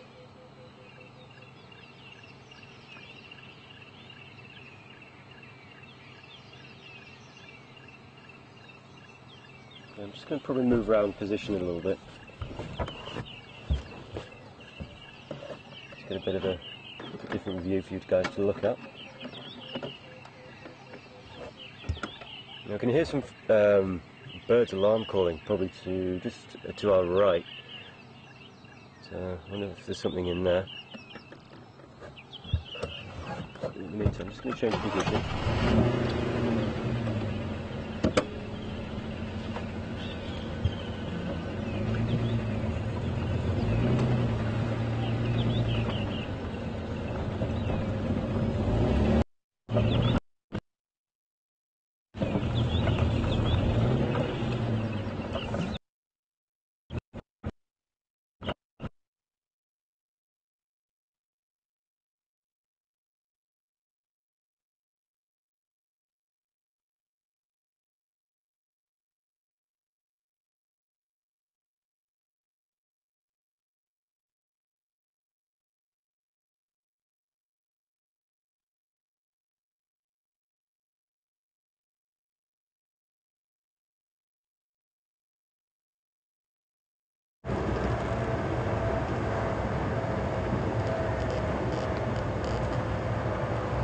Welcome back to Wendy Vanele.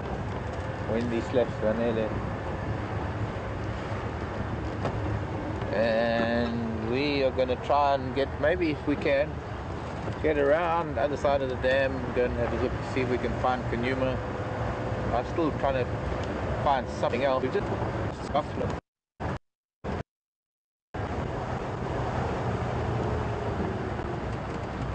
So he's moved. Just got word that Kunyuma has moved. We might not even get to see him if he's moving, and he's heading up that drainage line. Gets very, very thick, that Tambuti forest. But some buffalo actually heading up towards Sandy Pass. It'll be a couple of minutes before they get there, but it's interesting, they are heading to the west, northwest, straight towards that area where the lion are.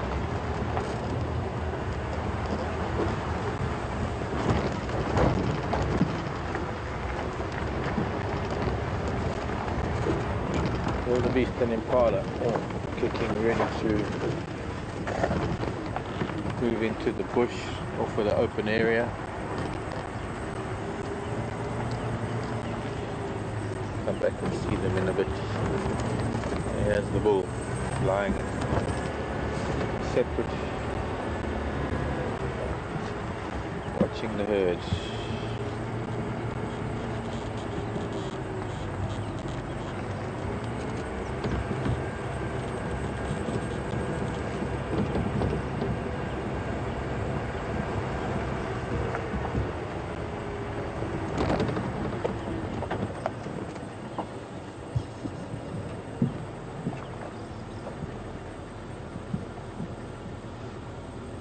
Hello, wildebeest.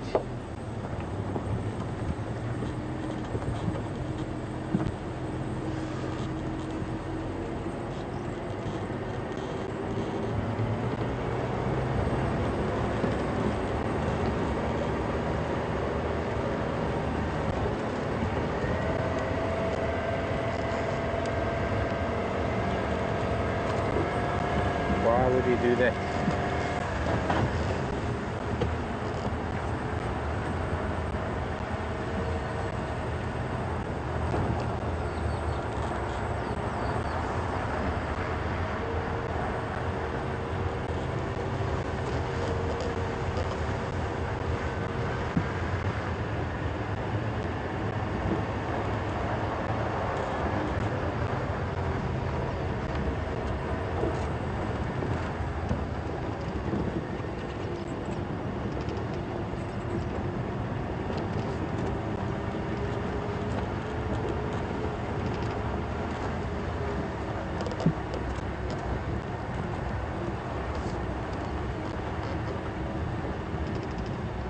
Grasses and plants starting to get rather tall now on the open area.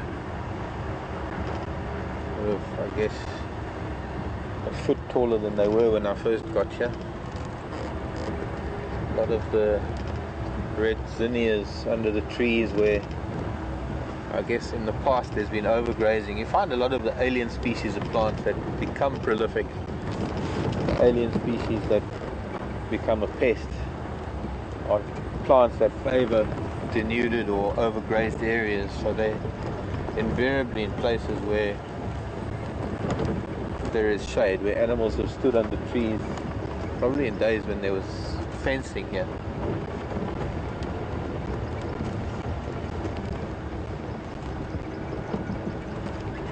And animals were restricted to movement, or restricted in their movement.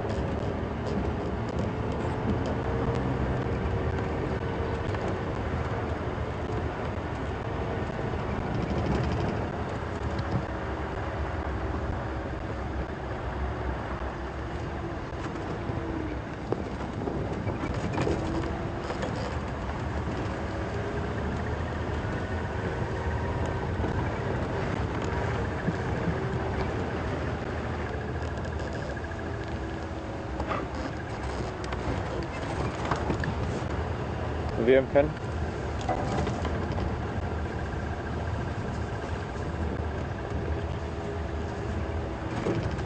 Wildebeest come in. I just wanted to mention to Alex that if he's going to stick around that area, there was a small group of buffalo heading up towards where those line are.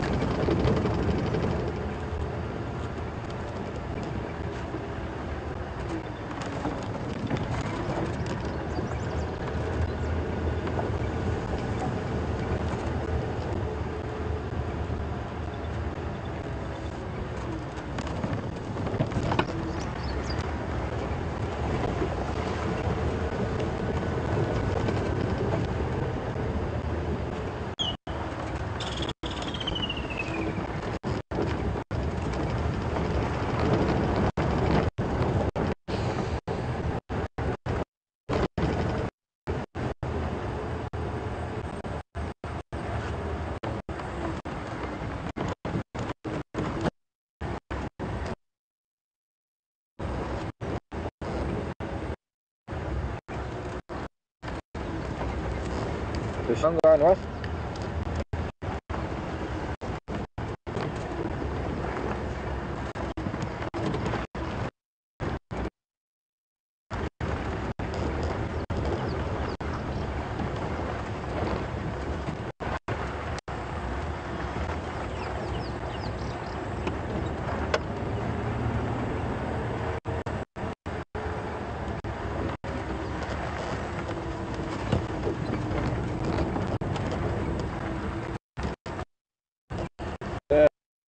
To be able to get back to that left, sounds like there are there.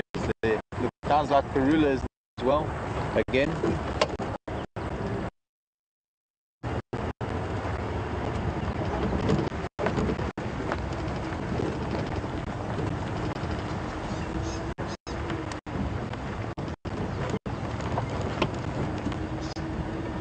So you think of some else to the end of drive. Go back there this afternoon because if Karula is there with the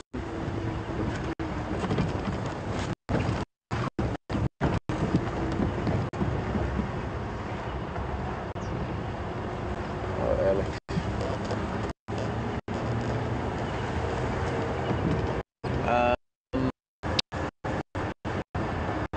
So rewind that.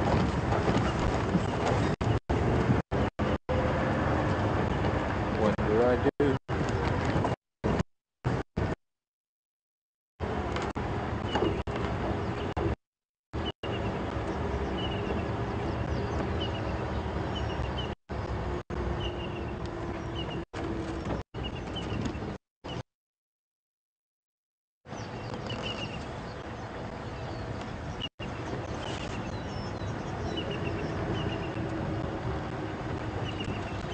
Bunch of buffalo here at the dam.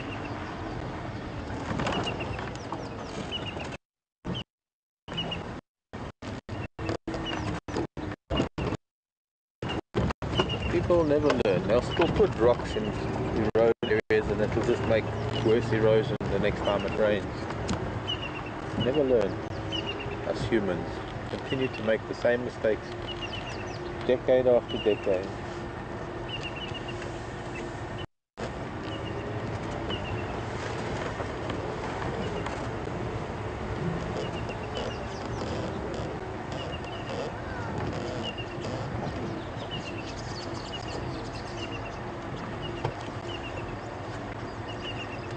Rita, hello Rita, morning to you. One of our local South Africans here in Johannesburg.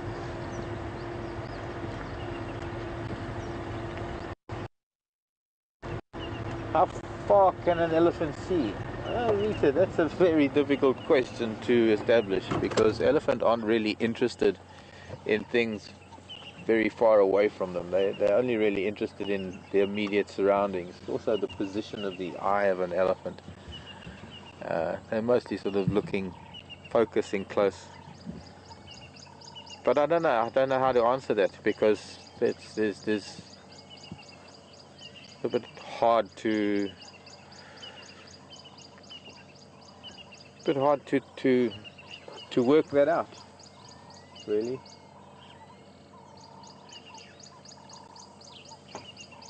They are considered fairly short-sighted, but that, as I say, that's mostly because they're only really concentrating on things in their immediate vicinity.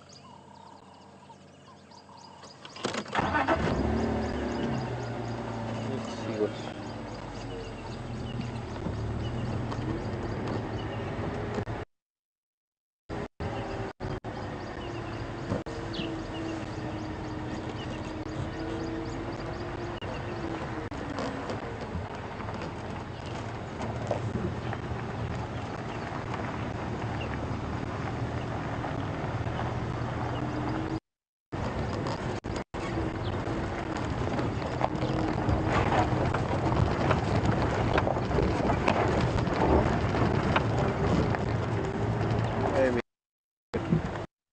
idea.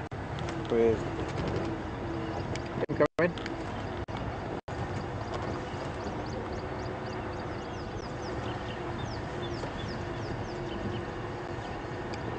Where from again?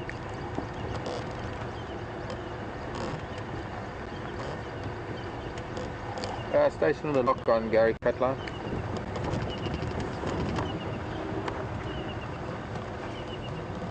Richard Mark here. Is there space for one?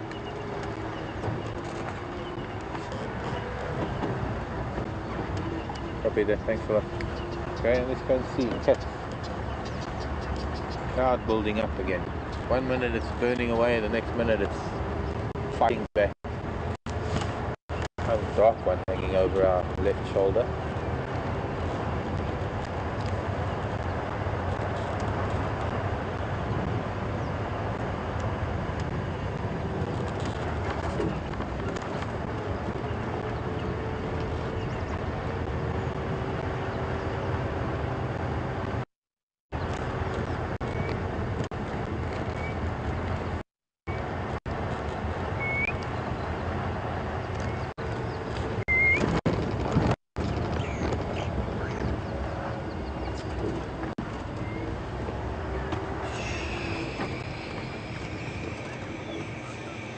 The children again.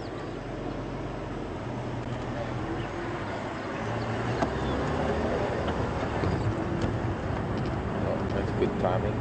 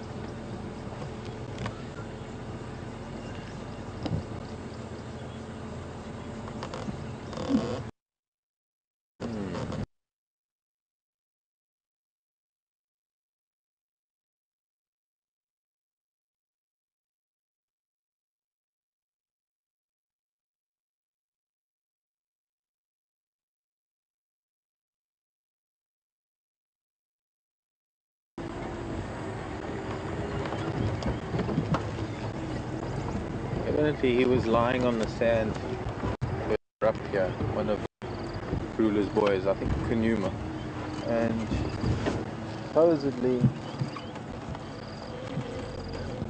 that's Karula back at Appleberry again. Still, I can still see a little bit of that impala.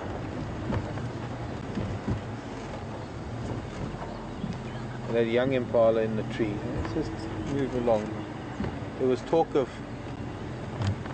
him lying here, somewhere here in the sand, unless he's gone back to the tree. It's been a good few years since I've been down here in the depths of this drainage line. Beautiful Tambuti forest.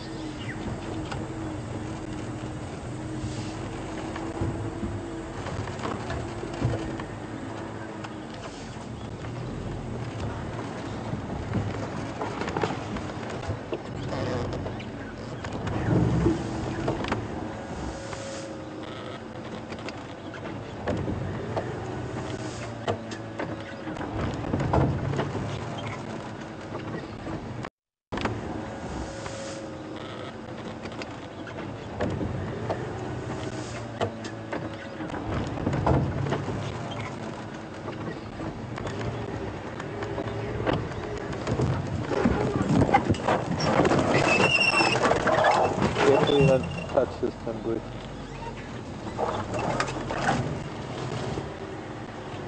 But he has a rather poisonous milky latex.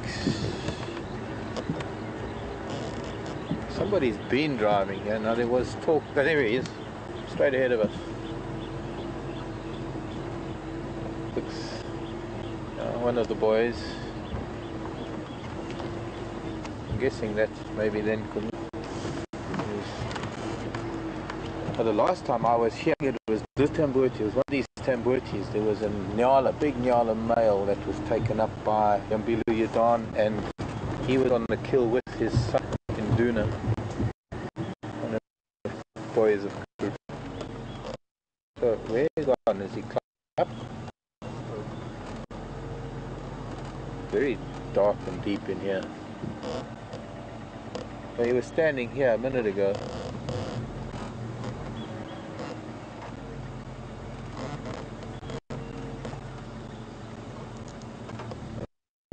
Further than this, so he might be moving on.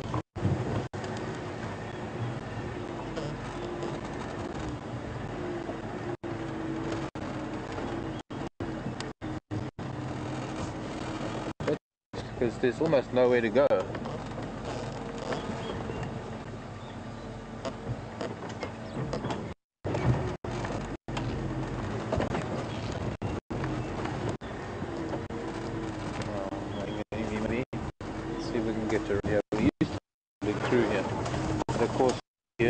Growth and vegetation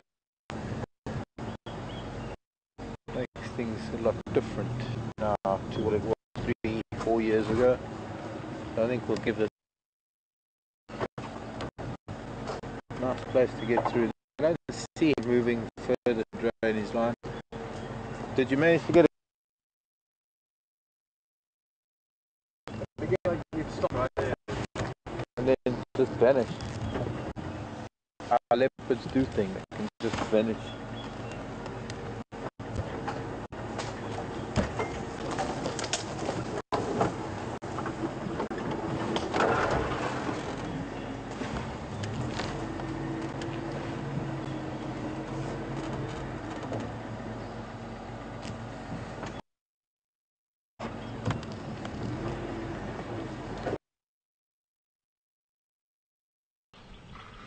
I've got a good grip on it.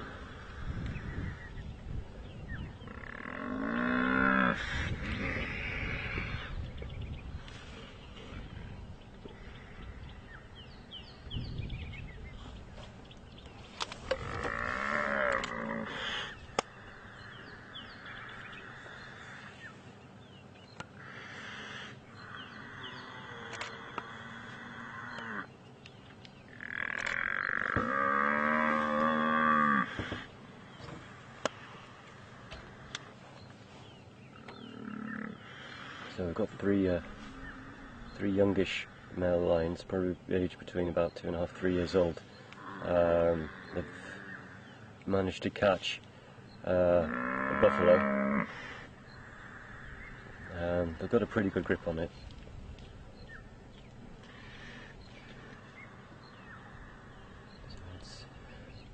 I'm not looking too hopeful for this buff, but it is putting up a bit of a fight. They are pretty resilient creatures. They're very strong, but this, sorry folks, I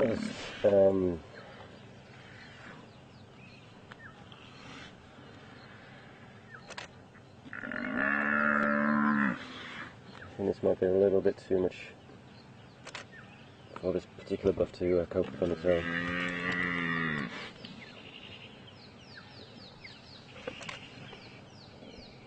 You can see the one at the back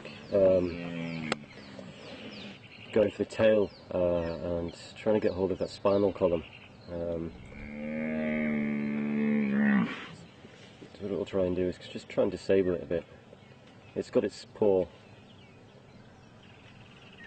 pretty much, its claw pretty much linked into that tail.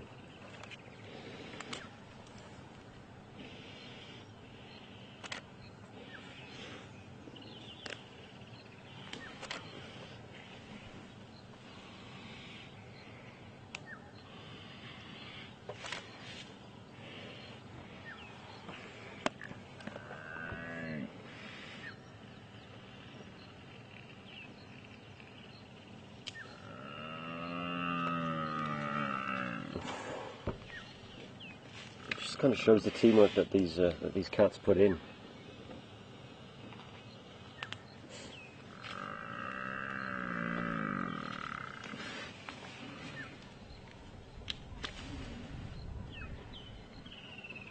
See that one at the back kind of still trying to get a good grip. But the two at the front, the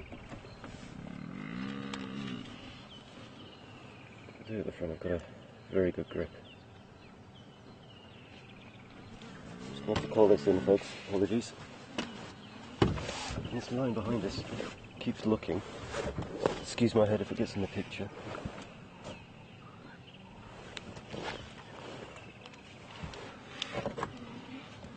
All stations. I've got 3 male Ingala on the young buff on the Viatella access road, just off the corner of Sandy Patch.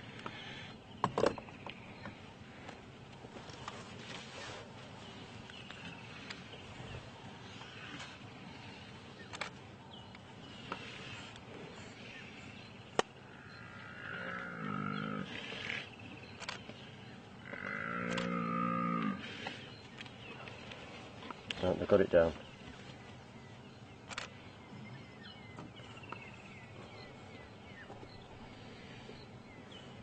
Yeah, it's sad and upsetting this may be.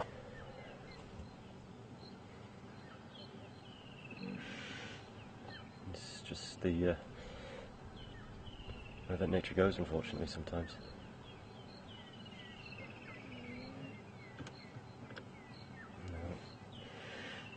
Surprised that the rest of the herd are here. Maybe they singled this one out.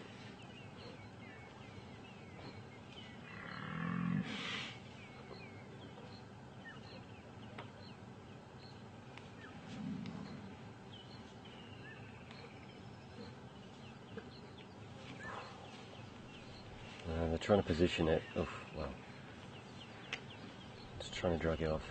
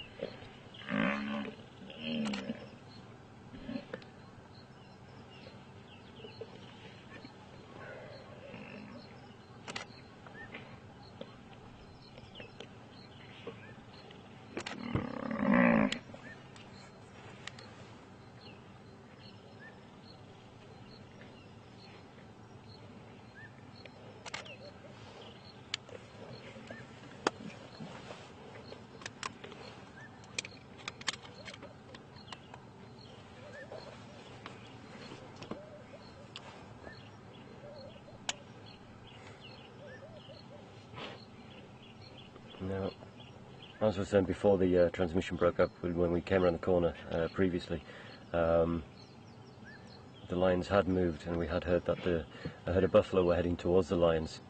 So we kind of went off road to try and see what signs we could see what tracks we could find. We couldn't really see anything, and I think we lost your signal again. And then Jason, who was on the back of the vehicle, heard a noise, and I heard the second noise, and it was definitely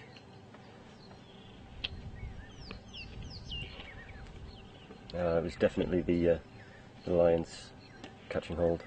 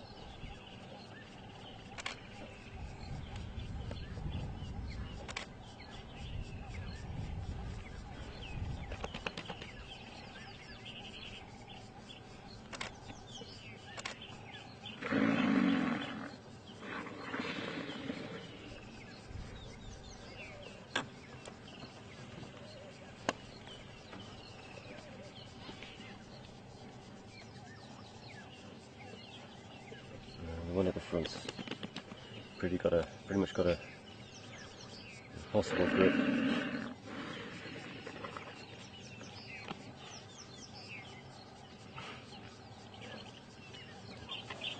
You can see the one at the rump of the buffalo. It's already starting to feed.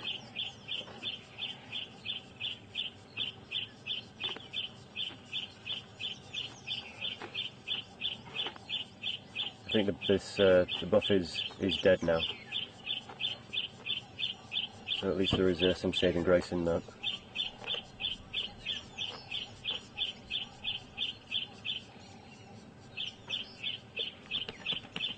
So the one in the middle is just shaking his head. I think he had a good grip on the throat of the buffalo, so strangling it basically.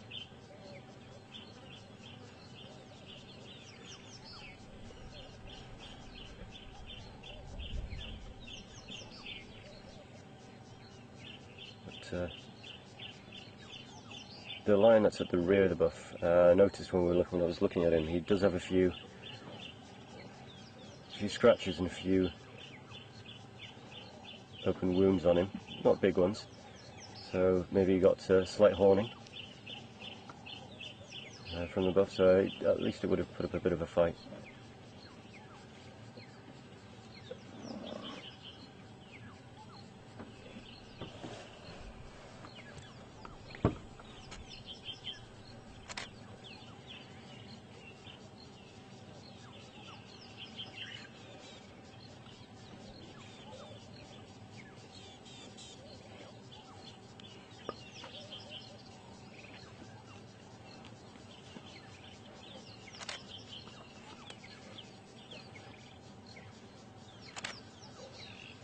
Now, I think these are definitely part of the Birmingham boys' pride. Cause the one that's closest to us, you can see on his left eye, he's got a bit of a mark.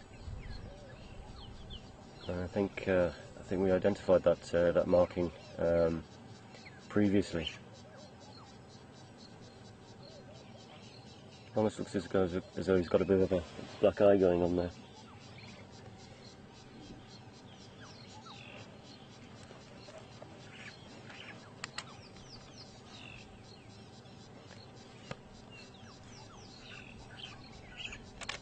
Okay, well these guys are just kind of doing their thing. We're just going to go back to Mark briefly so he can sign off and say goodbye to you.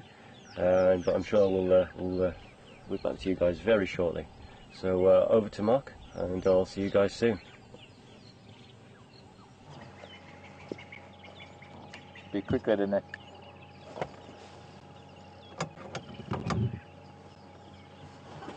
Hi everyone, and welcome back to our vehicle, and we're going to be saying goodbye to you now. We're going to be going back to Alex shortly because I think there's some pretty exciting things happening. We sat with Kunyuma for a little bit. She eventually put her head down and she's gone to sleep. She could do the same thing that the lion did. If something came along, she could probably jump up. There's still a little bit of that young impala in that big jackalberry. I didn't see the rest of the other kill, and we had that brief glimpse of one of her boys. So we're going to go back there later this afternoon. Hopefully we'll be able to find some action there later.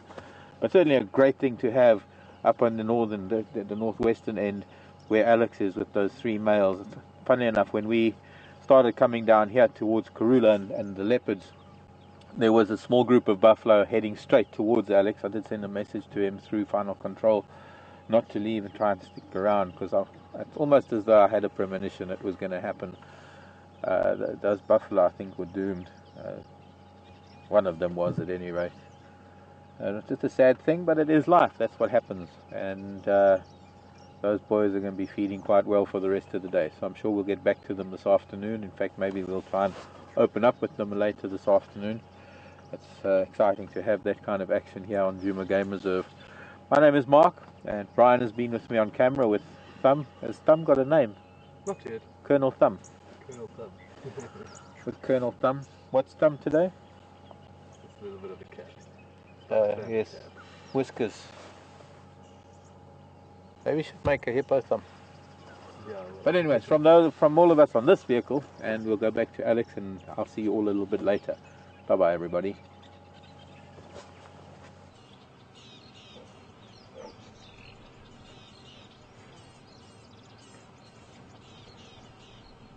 Okay, welcome back, folks. We're still on these 3 lions that have made this buffalo kill. They're being quite patient in their feeding. The one at the back has made a start, and bit of a warning swipe.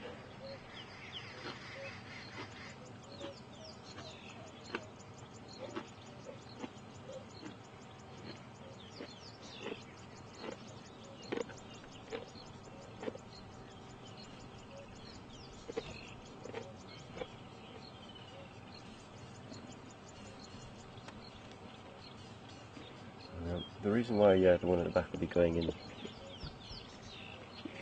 through the anus is that it's much easier to get through than the thick hide of the buffalo. And usually they will tend to start towards the rear, towards the rump, and then work their way forward.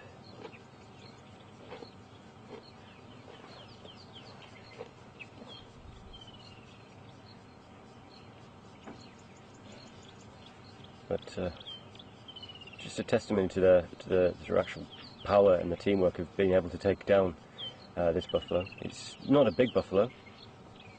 Well, it is a big buffalo in comparison to us, but it's not fully grown. But it's still very, very strong and very powerful.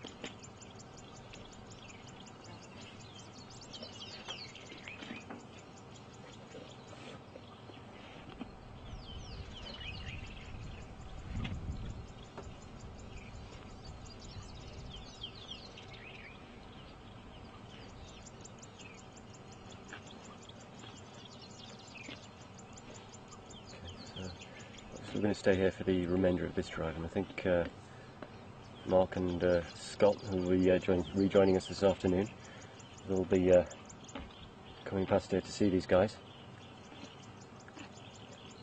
Now, one of the males has gone into the thickets to the left.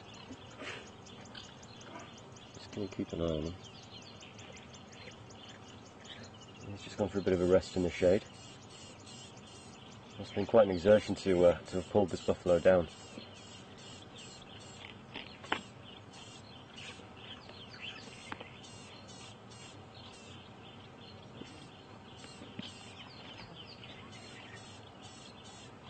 Okay, so we've got about a minute to go, guys, before we do leave you.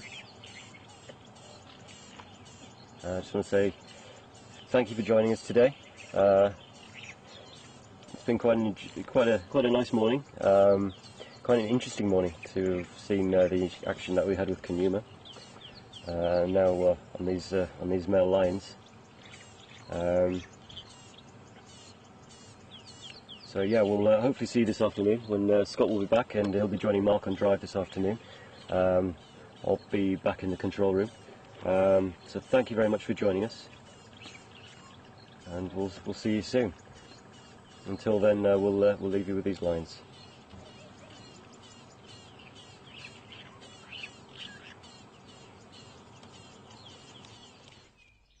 Start and end your day on safari.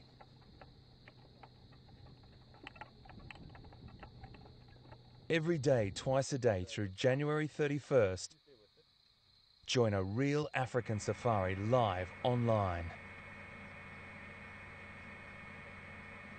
He's got that look in between sort of, I want to go to sleep, and I'm kind of wanting to go and have something to eat. Come face to face with lions, leopard, cheetah, elephants, giraffe, and many other species.